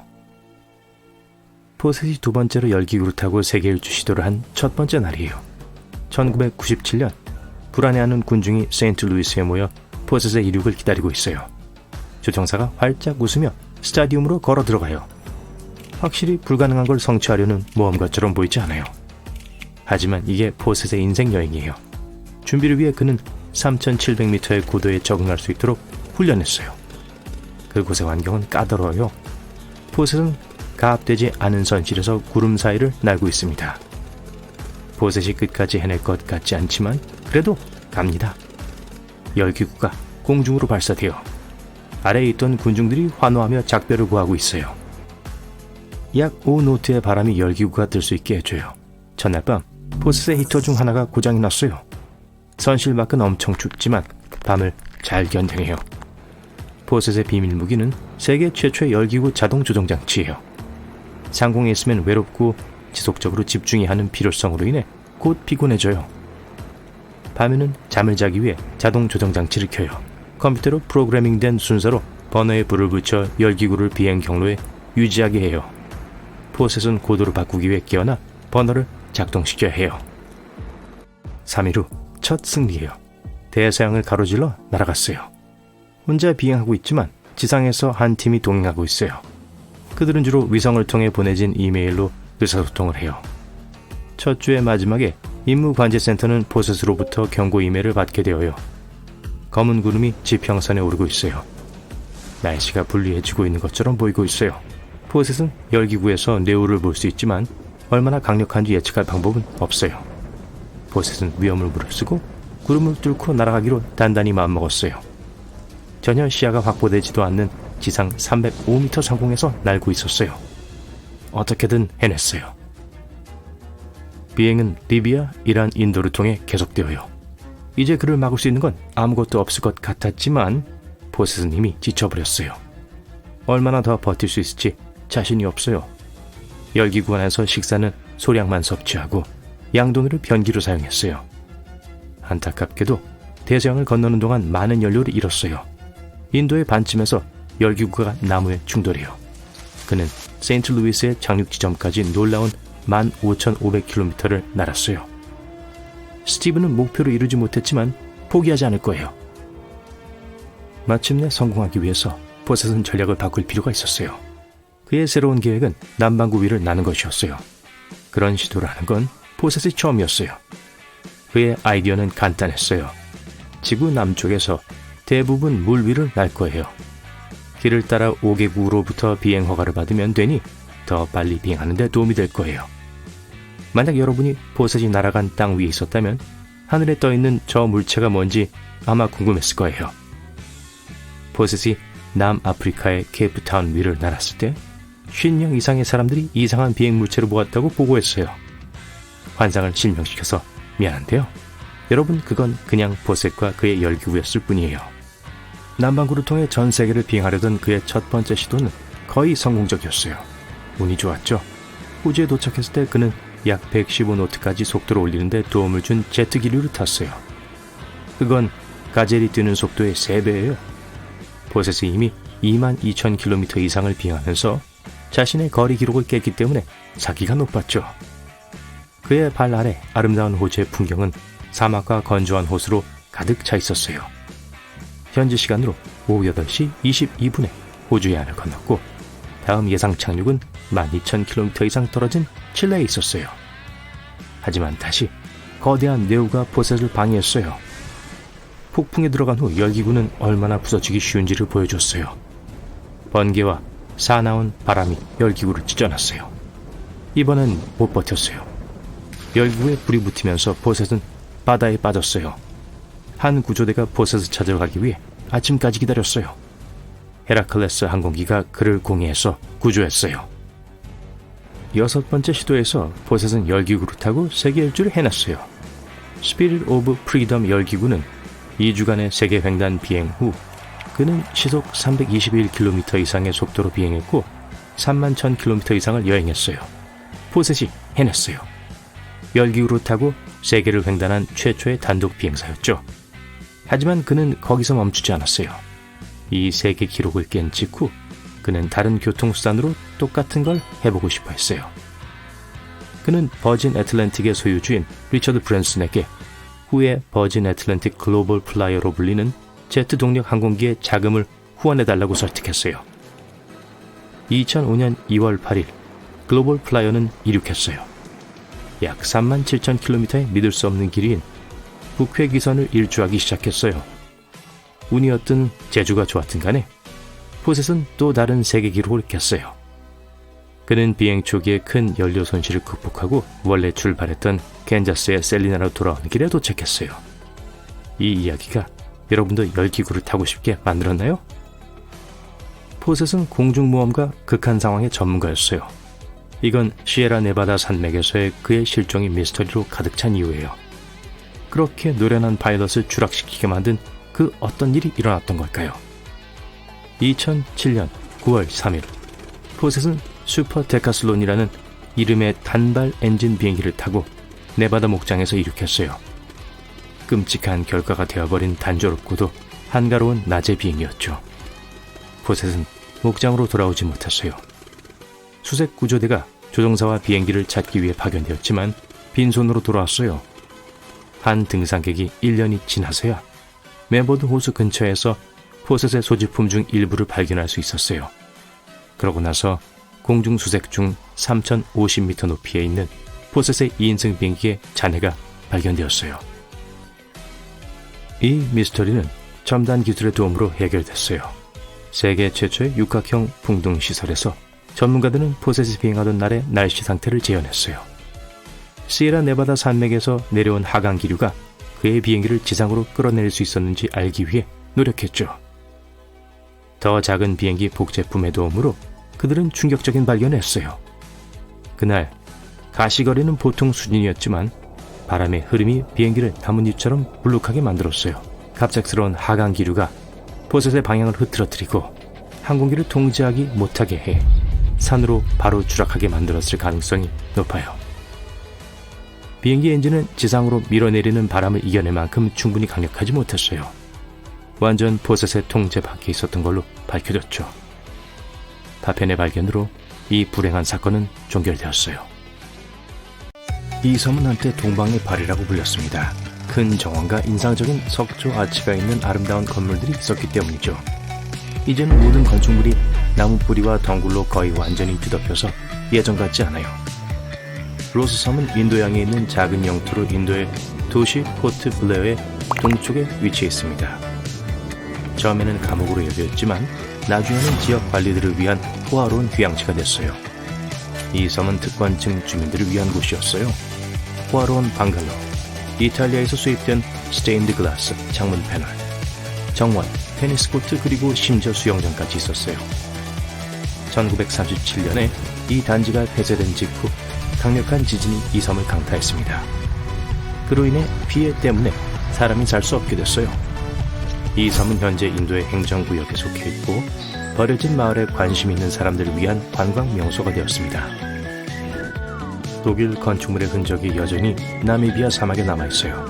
나미비아의 콜만스코프는 전성기였던 1900년대 초 독일 노동자들이 다이아몬드를 찾아 정착했던 호화로운 곳이었습니다.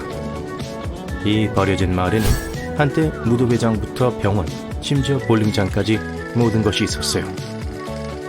1910년대 말 근처에서 다이아몬드로 가득 찬 또 다른 장소가 발견되면서 모든 것이 감소하기 시작했습니다. 대부분의 사람들은 더 많은 돈을 찾아 모든 것을 뒤로하고 떠났어요.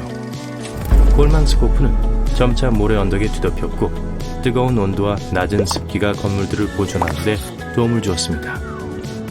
이 유령 마을은 방문할 수 있어요. 관심이 있다면 근처 마을은 위데리치에서 투어를 예약할 수 있어요. 이탈리아 한 도시 크라코에 또 다른 버려진 성이 우뚝 솟아 있습니다. 마을 전체가 400m 높이의 절벽 꼭대기에 자리 잡고 있어요. 설립자들은 원치 않는 손님들로부터 자신들을 방어하기 위해서 이곳을 선택했어요.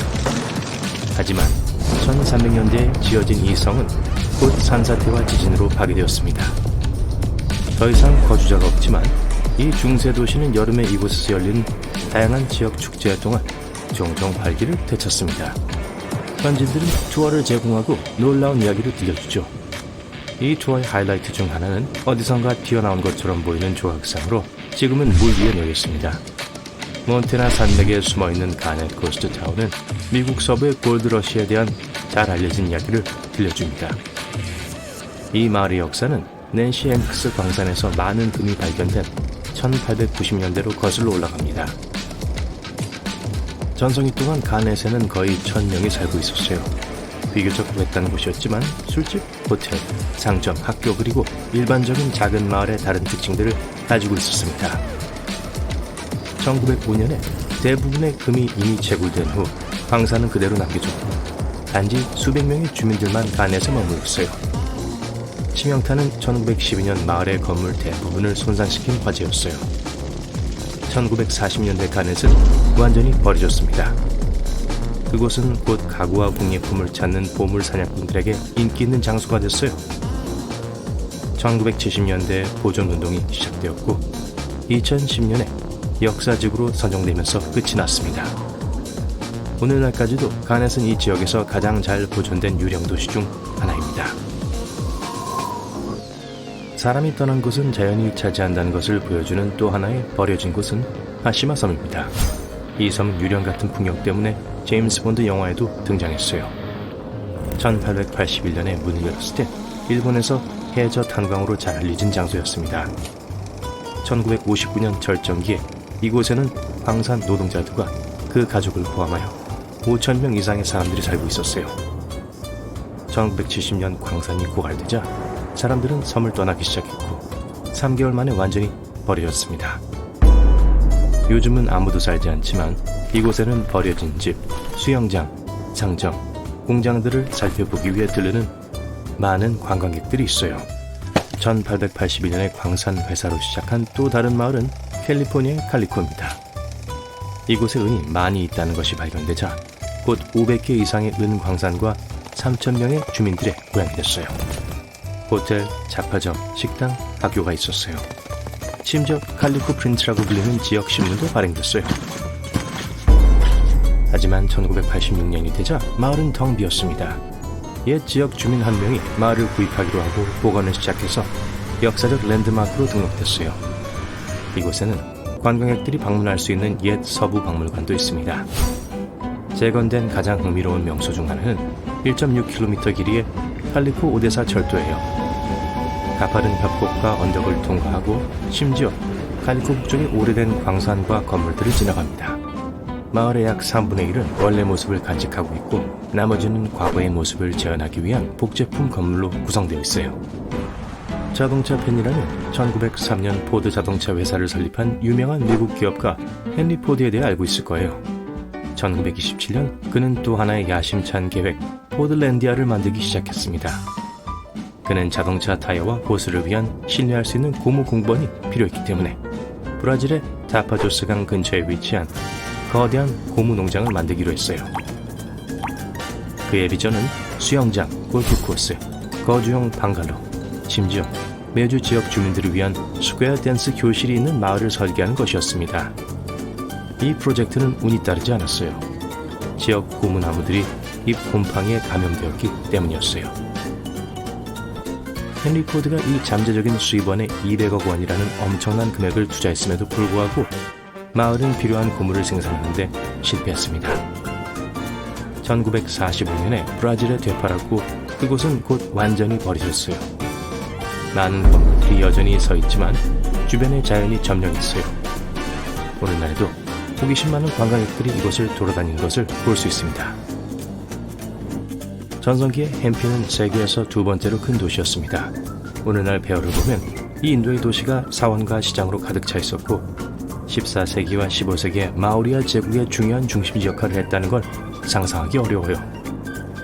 16세기에 파괴되었지만 여전히 아름답게 보존된 요새화 시장이 남아있어요.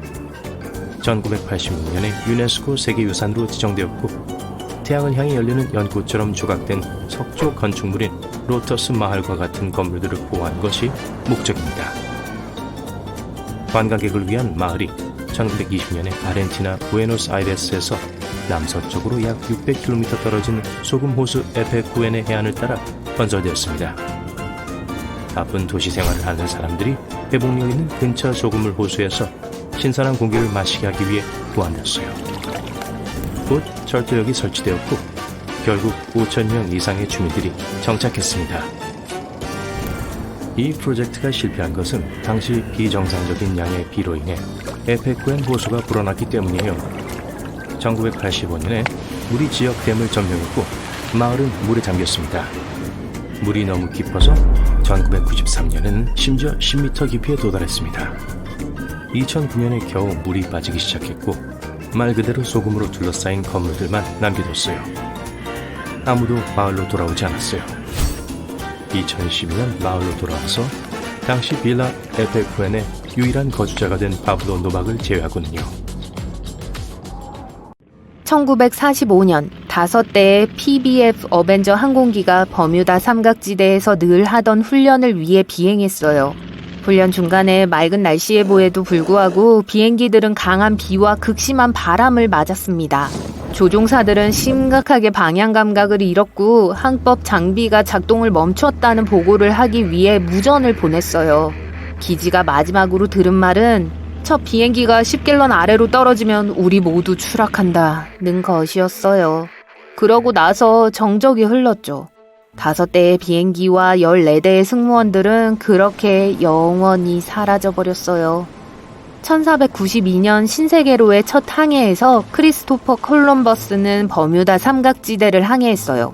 콜럼버스는 어느 날 밤 배의 갑판에 있을 때 전에 본 적이 없는 먼 곳에서 거대한 빛이 나타나는 걸 발견했다고 보고했어요.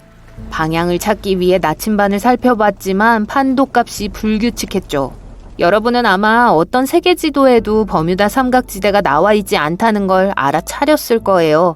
공식적인 기관들이 그 지역이 실제로 존재한다는 걸 인정하기를 거부하기 때문이에요. 한 인기 있는 이론에 따르면 이상파랑이 이 많은 실종에 책임이 있다고 해요.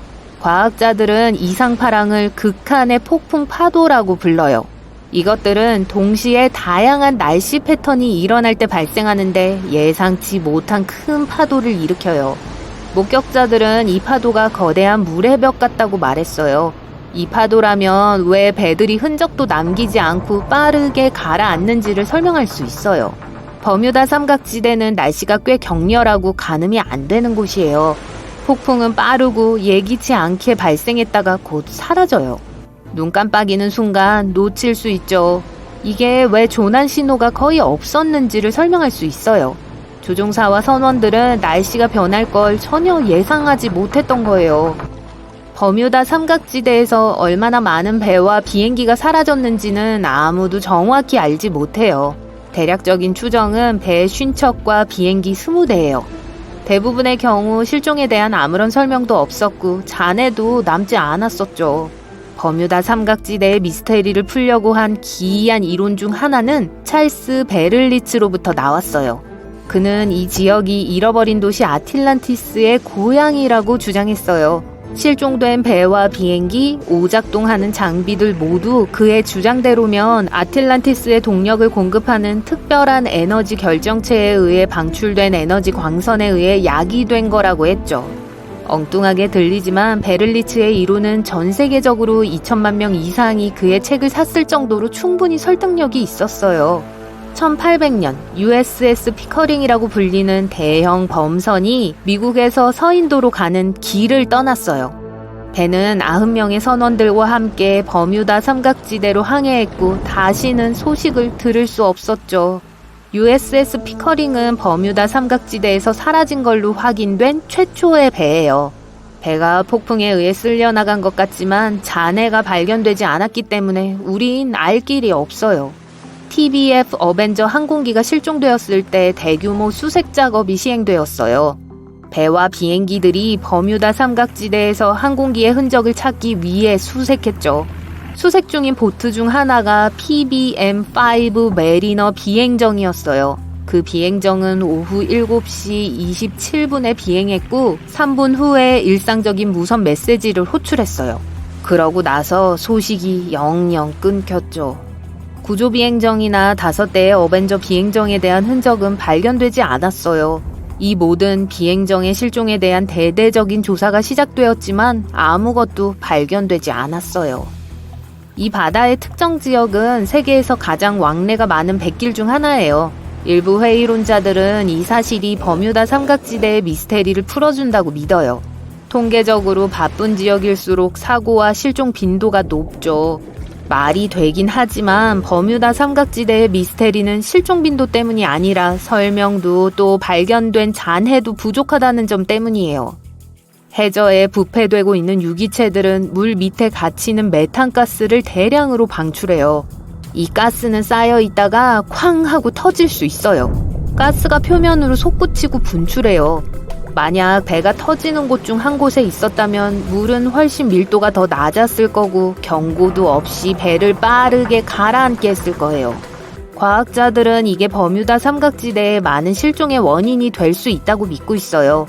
이 이론이 엄청 말이 되긴 하지만 그럴 가능성은 없어 보여요. 미국 지질조사국은 지난 1500년 동안 이 지역에서 대규모 가스 방출이 일어나지 않았다고 밝혔어요. 해저는 자철석을 많이 함유한 바위로 이루어져 있어요. 철에 가깝죠.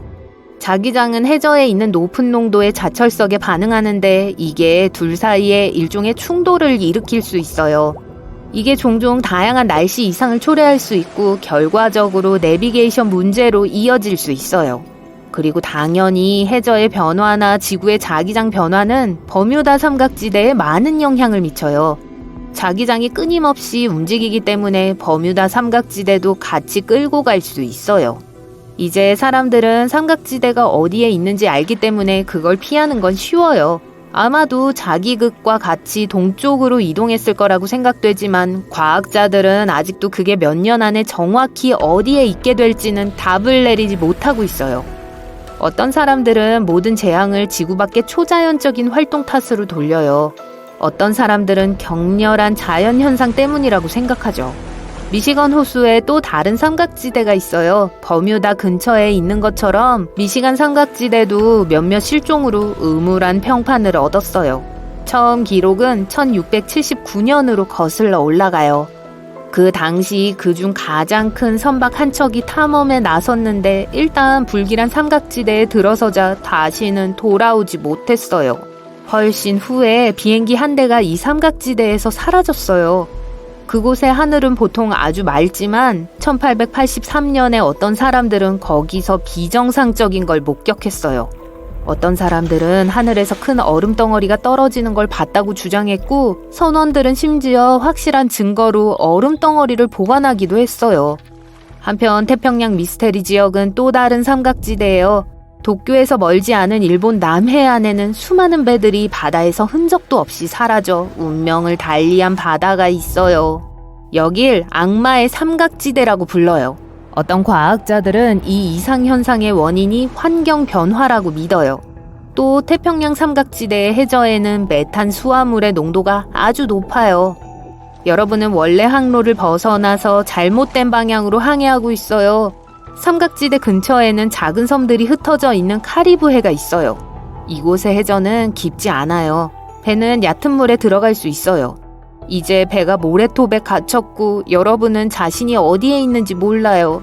만약 21세기였다면 배의 선장이 GPS와 다른 현대적인 항법을 사용해 해안에 도착할 수 있었을 거예요. 하지만 가장 흥미로운 건 버뮤다 삼각지대의 영토에서 자북이 이미 오랜 시간 동안 진북과 일치하지 않았기 때문에 이번에는 나침반이 제대로 작동할 거라는 거예요. 무평각선은 여기서 멀리 떨어진 곳에 있어요. 지금은 내비게이션에 아무 문제가 없어요. 하지만 어떤 이유에서인지 여기가 배들이 사라지는 곳이에요. 사실 여기뿐만이 아니에요. 대서양 전역에 걸쳐 수많은 배들이 사라진 곳들이 있어요. 버뮤다 삼각지대는 이런 곳 중 상위 10위 안에 들지도 않아요. 여기서 많은 배들이 사라지는 주요 이유 중 하나는 대서양에서 가장 인기 있는 선박 항로 중 하나가 버뮤다 삼각지대를 통과하기 때문이에요. 그리고 한 곳에 더 많은 배가 있을수록 난파선도 많아지죠. 간단한 확률이죠. 그러다가 점점 이상해져 가요. 다른 이론에 따르면 이 지역에 시공간의 틈이 있다고 해요. 배와 비행기가 이 틈으로 빠져 들어가 과거나 미래로 가게 된다는 거죠. 하지만 어떤 이유에서인지 이 이야기에 대한 단 하나의 증거도 없어요. 어딘가에 틈이 숨겨져 있다고 생각할 이유가 없어요. 외계 문명기지가 버뮤다 삼각지대에 위치해 있다고 해요. 다른 은하에서 온 방문객들은 선원들과 같이 배를 훔쳐 아무도 배의 잔해를 찾지 못하게 하죠. 이것 또한 과학적 근거가 없는 널리 알려진 신화예요. 삼각지대 어딘가에 크라켄이 살고 있어요. 이들은 배를 침몰시키는 거대 오징어이자 선원들 사이에 내려오는 전설이죠. 하지만 거대 오징어는 바다 깊숙한 곳에 살아요. 기차의 반 정도 크기까지 자랄 수 있지만 오징어가 큰 배를 침몰시켰다는 사례는 기록된 적이 없어요. 그리고 버뮤다 삼각지대에는 한 번도 보인 적이 없어요. 옛날 사람들은 이 생명체들의 존재를 몰랐기 때문에 이걸 처음 봤을 때 거대하고 끔찍한 괴물로 묘사한 거예요. 대왕 오징어는 지구상에서 가장 찾기 힘든 생물 중 하나인데 과학자들은 이들을 찾기 위해 수중 음파 탐지기 장비를 써야 했어요. 오징어들은 어두운 심해를 벗어나는 걸 좋아하지 않고 배에서 나는 소리도 무서워할 거예요. 그러니까 오징어가 용의자라는 건 오해겠네요. 암흑의 날은 인류 역사상 몇 번밖에 일어나지 않은 신비한 자연현상입니다. 그저 일식이나 기상현상으로 치부할 수도 있어요. 하지만 실제로는 매우 소름 끼치는 일이고 우리는 왜 그런 현상이 일어나는지 전혀 알지 못해요. 그렇다면 이 어두운 날은 무엇일까요? 뭐가 그렇게 이상할까요? 한번 알아보도록 해요. 태양이 꺼졌어요. 어떡하죠? 1938년 9월 18일 시베리아 야말의 주민들이 기상학자들에게 물었습니다. 아침에 사람들은 일하러 가는 대신 모두 기상 관측소에 모였어요. 그들은 대답을 기다리고 있었어요. 그날 그들이 설명할 수 없는 것을 목격했기 때문이었습니다. 나중에 블랙데이라는 별명을 붙인 일시이기였어요. 천문학자들이나 기상학자들은 그 당시에 무슨 일이 일어났는지 설명할 수 없었습니다. 그 사람들 중 한 명은 사건을 이렇게 묘사했어요. 오전 8시 30분에 빛이 줄어드는 것을 알아챘어요. 동시에 구름이 황갈색, 때로는 척갈색을 띠기 시작했죠. 오전 9시가 되자 빛이 완전히 달라졌어요. 마치 어두운 빛 필터를 통해 세상을 보는 것 같았습니다. 구름의 갈색이 짙어졌습니다. 오전 10시 30분경 하늘과 땅의 빛과 색이 크게 다르지 않았어요. 모든 것이 같은 색으로 보였어요. 검은색, 빛이 전혀 없었죠. 소름 끼치죠?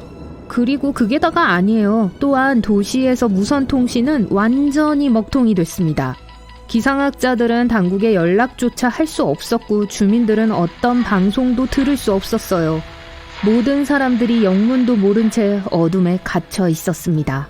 기상학자들은 여러 개의 조명탄을 발사하기로 했어요. 조명탄 불길은 도시 위에 드리어진 짙은 먹구름을 향해 공중으로 치솟았다가 사라졌어요. 구름이 너무 짙어서 조명탄은 전혀 보이지 않았습니다. 반면에 날씨는 완벽하게 좋았습니다. 모든 것이 조용했습니다. 그리고 이 검은 침묵은 약 1시간 동안 계속됐어요. 그러다가 블랙데이는 시작했을 때와 마찬가지로 갑자기 끝이 났습니다. 더욱 당황스러운 건 그 이상한 구름들이 전혀 흔적을 남기지 않았다는 거예요. 비도 먼지도 아무것도 없었어요. 그 사건 이후 연구원들은 블랙데이가 200에서 250km 주위에 퍼졌다는 것을 알게 됐어요. 또한 어두운 띠가 서쪽에서 동쪽으로 이동하고 있다는 것을 발견했습니다. 야말반도 남부를 지나 잠시 계속 가다가 완전히 사라졌어요. 이런 현상이 발생한 곳은 야말뿐만이 아니었습니다. 사실 비슷한 일식이 수년 동안 지구의 다른 지역에서 일어나고 있었어요. 예를 들어 뉴 잉글랜드에서요. 1780년 5월 19일 그곳의 사람들은 후에 뉴 잉글랜드의 암흑의 날이라고 불리게 된 사건을 목격했습니다. 하지만 그날은 하루가 아니라 며칠 동안 지속됐어요. 이 사건이 있기 며칠 전 하늘이 노랗게 변했습니다. 5월 19일 대낮이 갑자기 어두워졌어요. 목격자 중 한 명인 조세 플럼 마틴은 나중에 언론에 이렇게 말했습니다. 매우 어두웠습니다. 사람들은 일상적인 일을 계속하기 위해 집에서 촛불을 켜야 했죠. 밤은 나처럼 유난히 어두웠습니다. 그름 냄새가 공기 중에 가득했습니다. 근처의 강은 얇은 재층으로 덮였어요. 진짜 밤이 왔을 때 사람들은 구름을 통해 달이 검붉게 변했다는 것을 알아챘습니다. 불과 며칠 후 사람들은 마침내 구름의 베일을 통해 별을 볼 수 있었습니다. 모든 것이 갑자기 정상으로 돌아왔어요. 아무도 무슨 일이 일어났는지 알지 못했어요. 22년 후인 1802년 6월 2일 엘도라도라는 이름의 스쿠너선이 태평양을 횡단했습니다. 갑자기 그들은 완전한 어둠에 휩싸였습니다. 폭풍도 없었고 바다는 완전히 고요했습니다. 하지만 하늘이 온통 검은 구름으로 뒤덮였어요. 이 구름들은 30분 후에 사라졌고 흔적을 남기지 않았어요.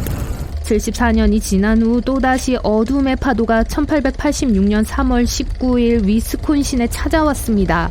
오후 3시였고 이번에는 어둠이 매우 짧았어요.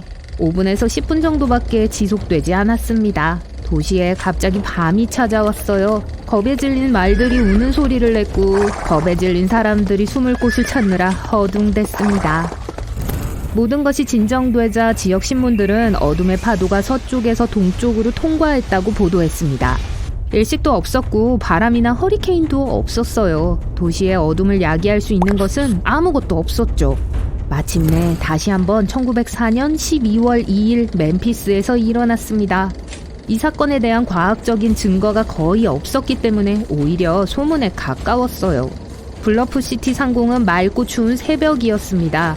사람들은 평소처럼 금요일 아침 일을 하고 있었어요.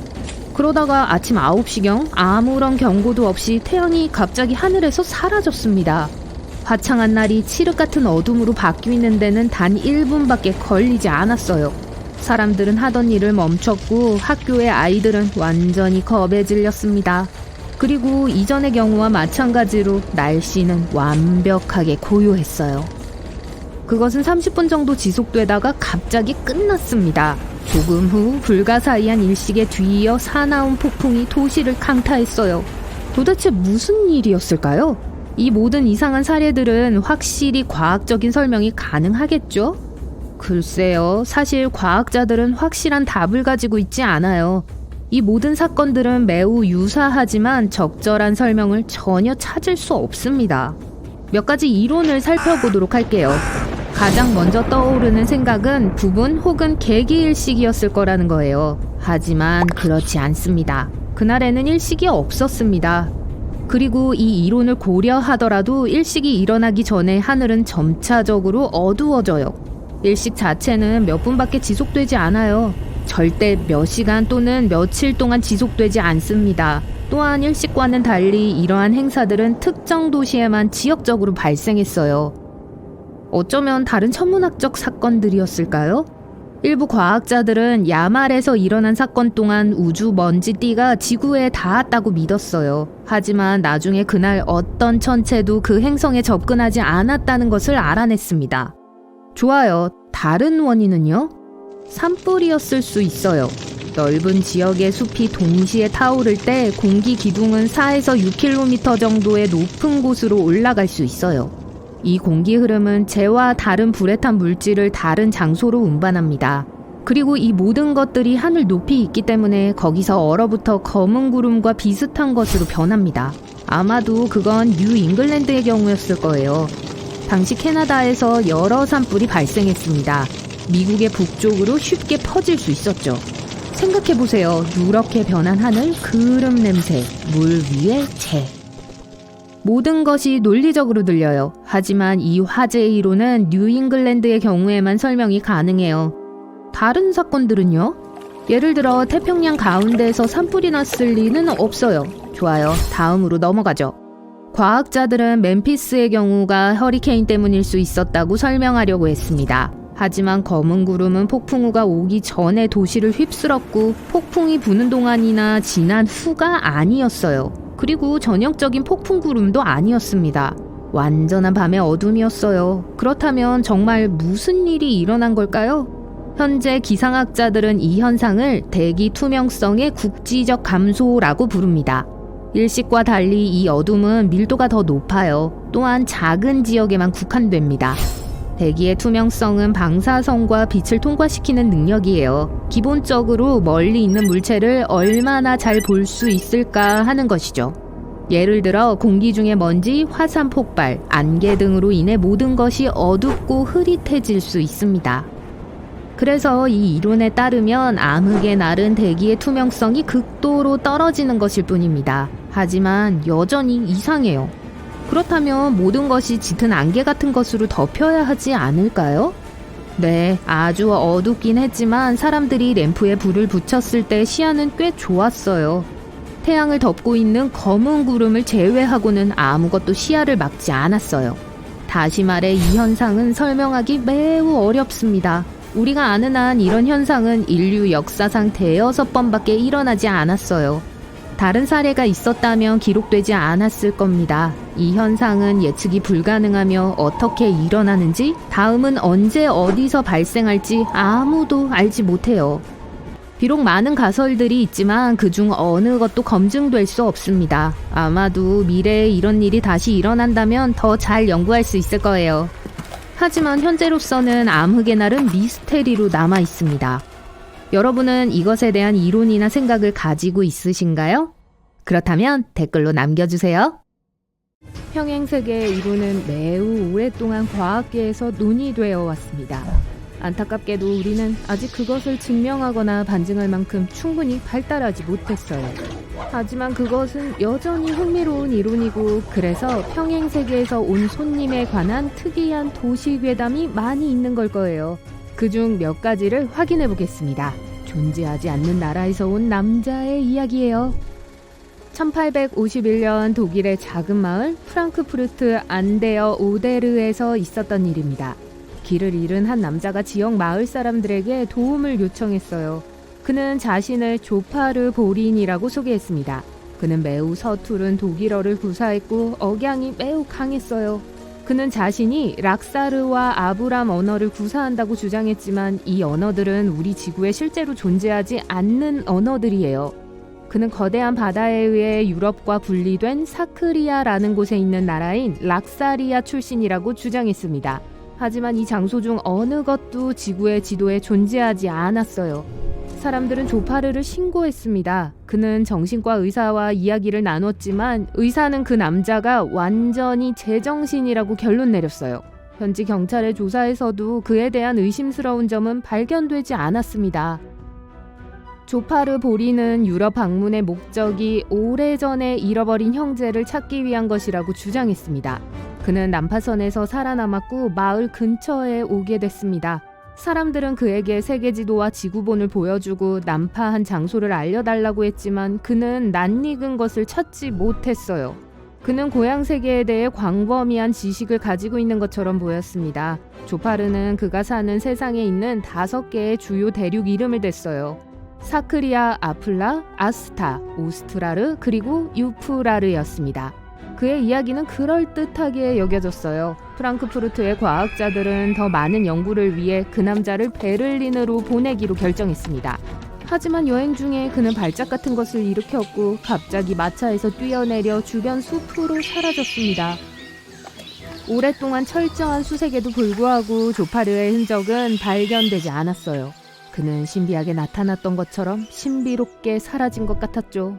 그를 베를린으로 호송하는 임무를 맡은 라보프 경감은 이 남자가 다른 세계에서 온 존재일 수도 있고 있던 곳으로 돌아갔다고 생각했습니다. 167번 고속도로의 여성. 1969년 10월 20일에 있었던 사건입니다. 이 이야기는 1988년 스트레인지 잡지에 처음 보도됐어요. 이 기사는 엘시와 그의 사업 파트너인 찰리라는 가명의 두 남자에 대해 이야기합니다. 어느 날 오후 엘시와 찰리는 루이지애나 남서부의 167번 고속도로를 따라 운전하고 있었어요. 일에 대해 논의하면서 라파예트 오일센터를 향해 차를 몰고 있었죠. 처음에는 고속도로가 비어 있었지만 그 후 두 남자는 앞에 아주 오래된 차가 매우 느리게 가고 있는 것을 알아챘습니다. 두 남자는 이 신비한 차에 대해 이야기하기 시작했어요. 그 차는 수십 년 동안 생산되지 않았지만 꽤 새 것처럼 보였어요. 둘은 차주가 관리를 잘한 덕분이라고 생각하고 감탄했죠. 그들은 차를 더 잘 보기 위해 속도를 줄였습니다. 엘시는 1940이라고 쓰인 밝은 오렌지색 표지판을 발견했어요.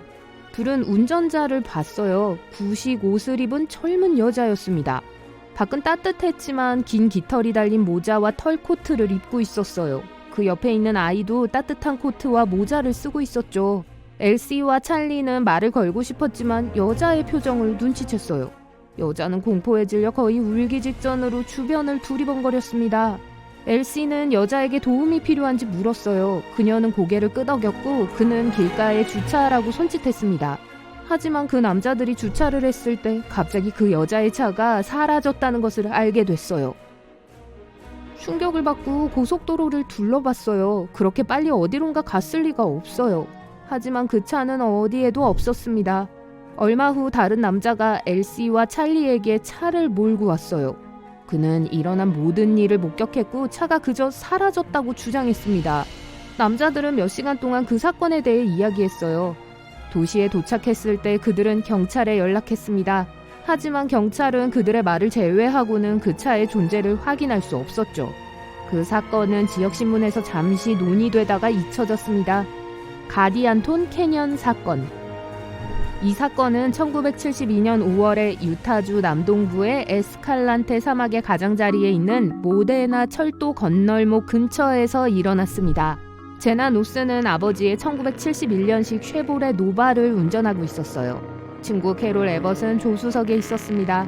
뒷좌석에는 리사 락포트와 벨서니 고든이라는 두 명의 다른 친구가 타고 있었어요. 이들이 유타 네바다주 경계를 넘은 것은 밤 10시가 넘었을 때였습니다.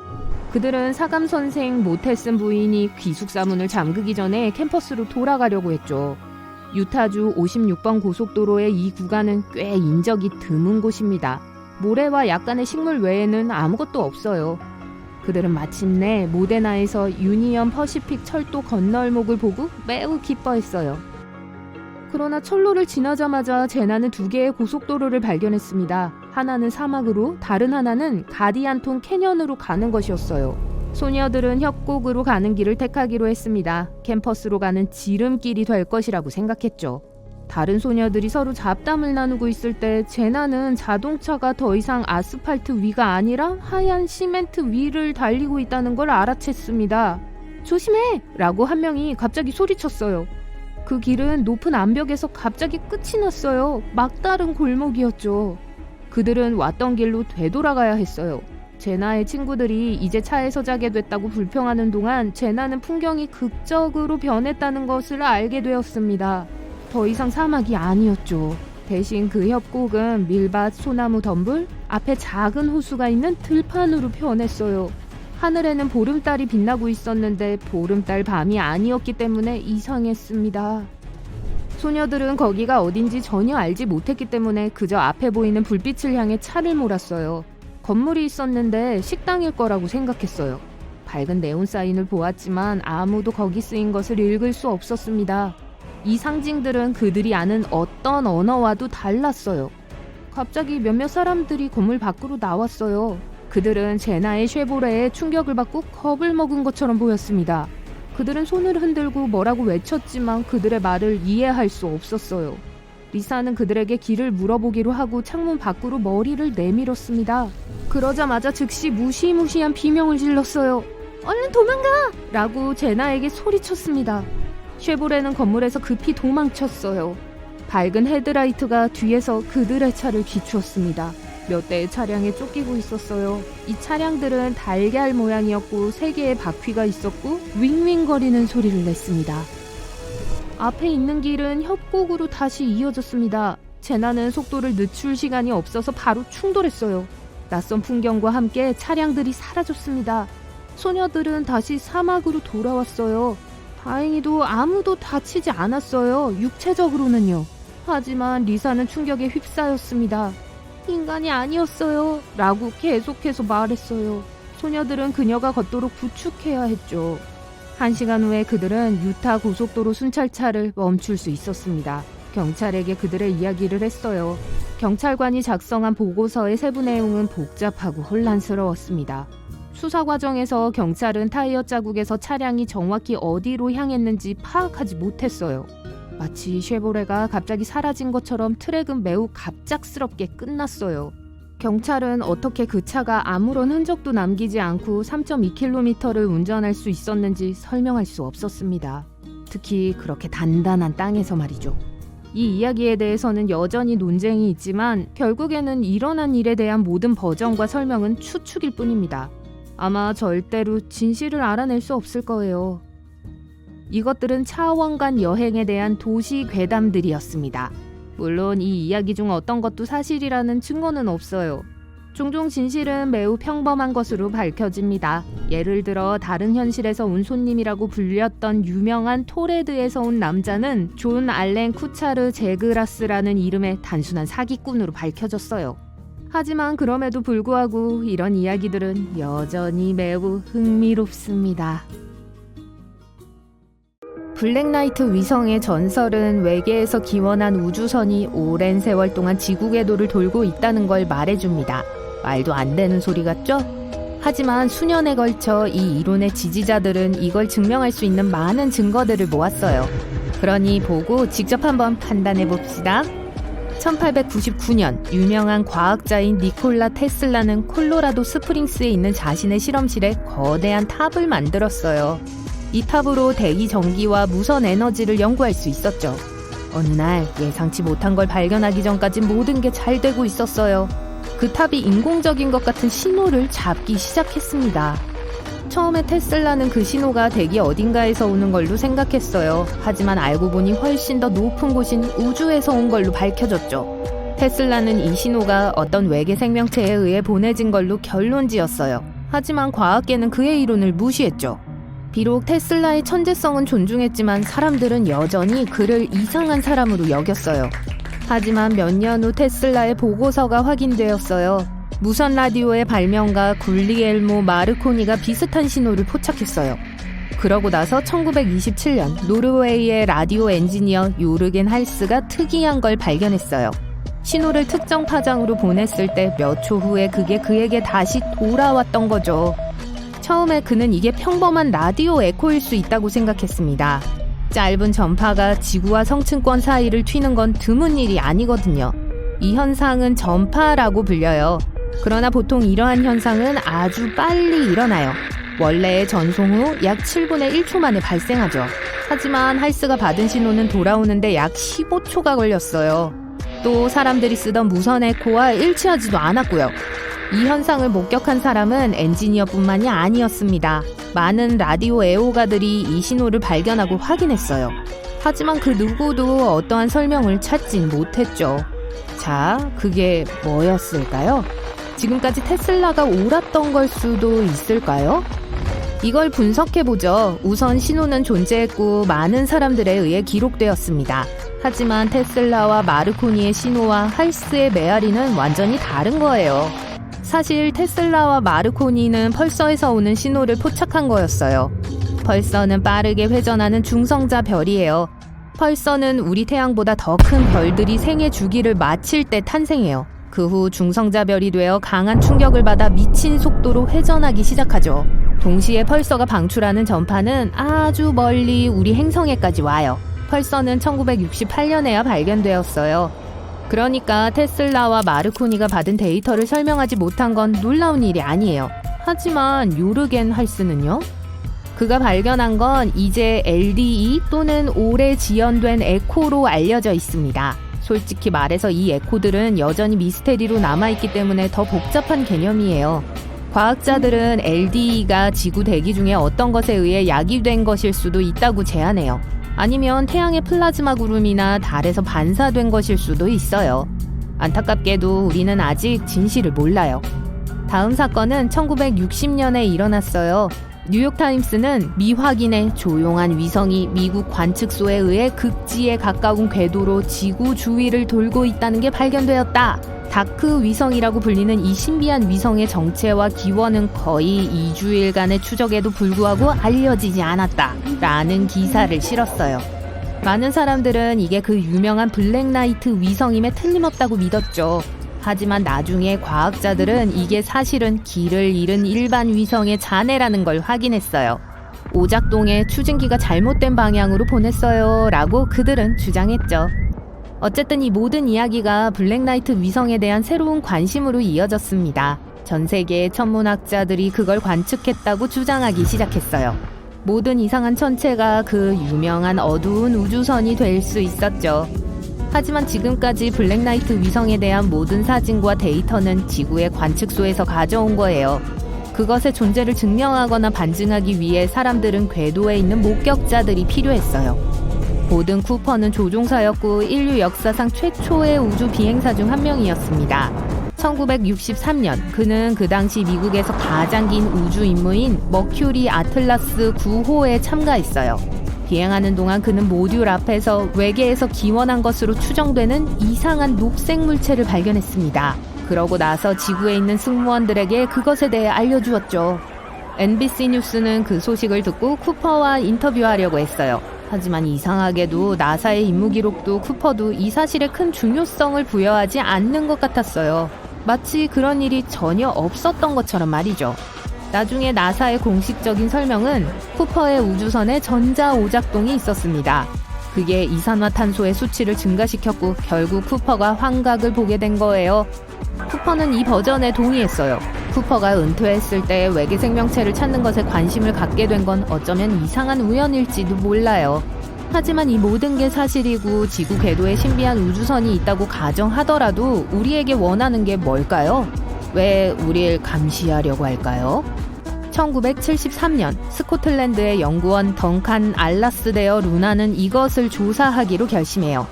그는 노르웨이 과학자들이 수집한 LDE에 대한 모든 데이터를 모아서 그걸 연구하기 시작했어요.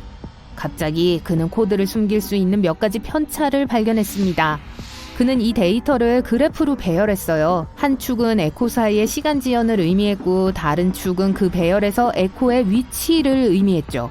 그게 점들의 집합체인 걸로 밝혀졌는데 일종의 우주 지도 같아 보였어요. 즉, 목동자리의 지도였어요. 루나는 1929년에 프랑스 천문학자들이 기록한 에코를 분석하기 시작했습니다. 다시 같은 별자리를 얻었죠. 하지만 그 별들 중 하나가 살짝 다른 곳에 있었어요. 그러자 루나는 이게 진짜로 과거의 별지도라면? 이라고 생각했습니다.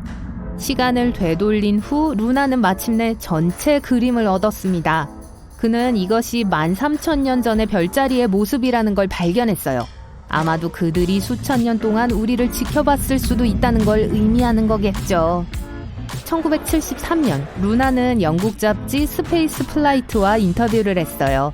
그는 LDE에 숨겨진 라디오 메시지를 해독했다고 했죠.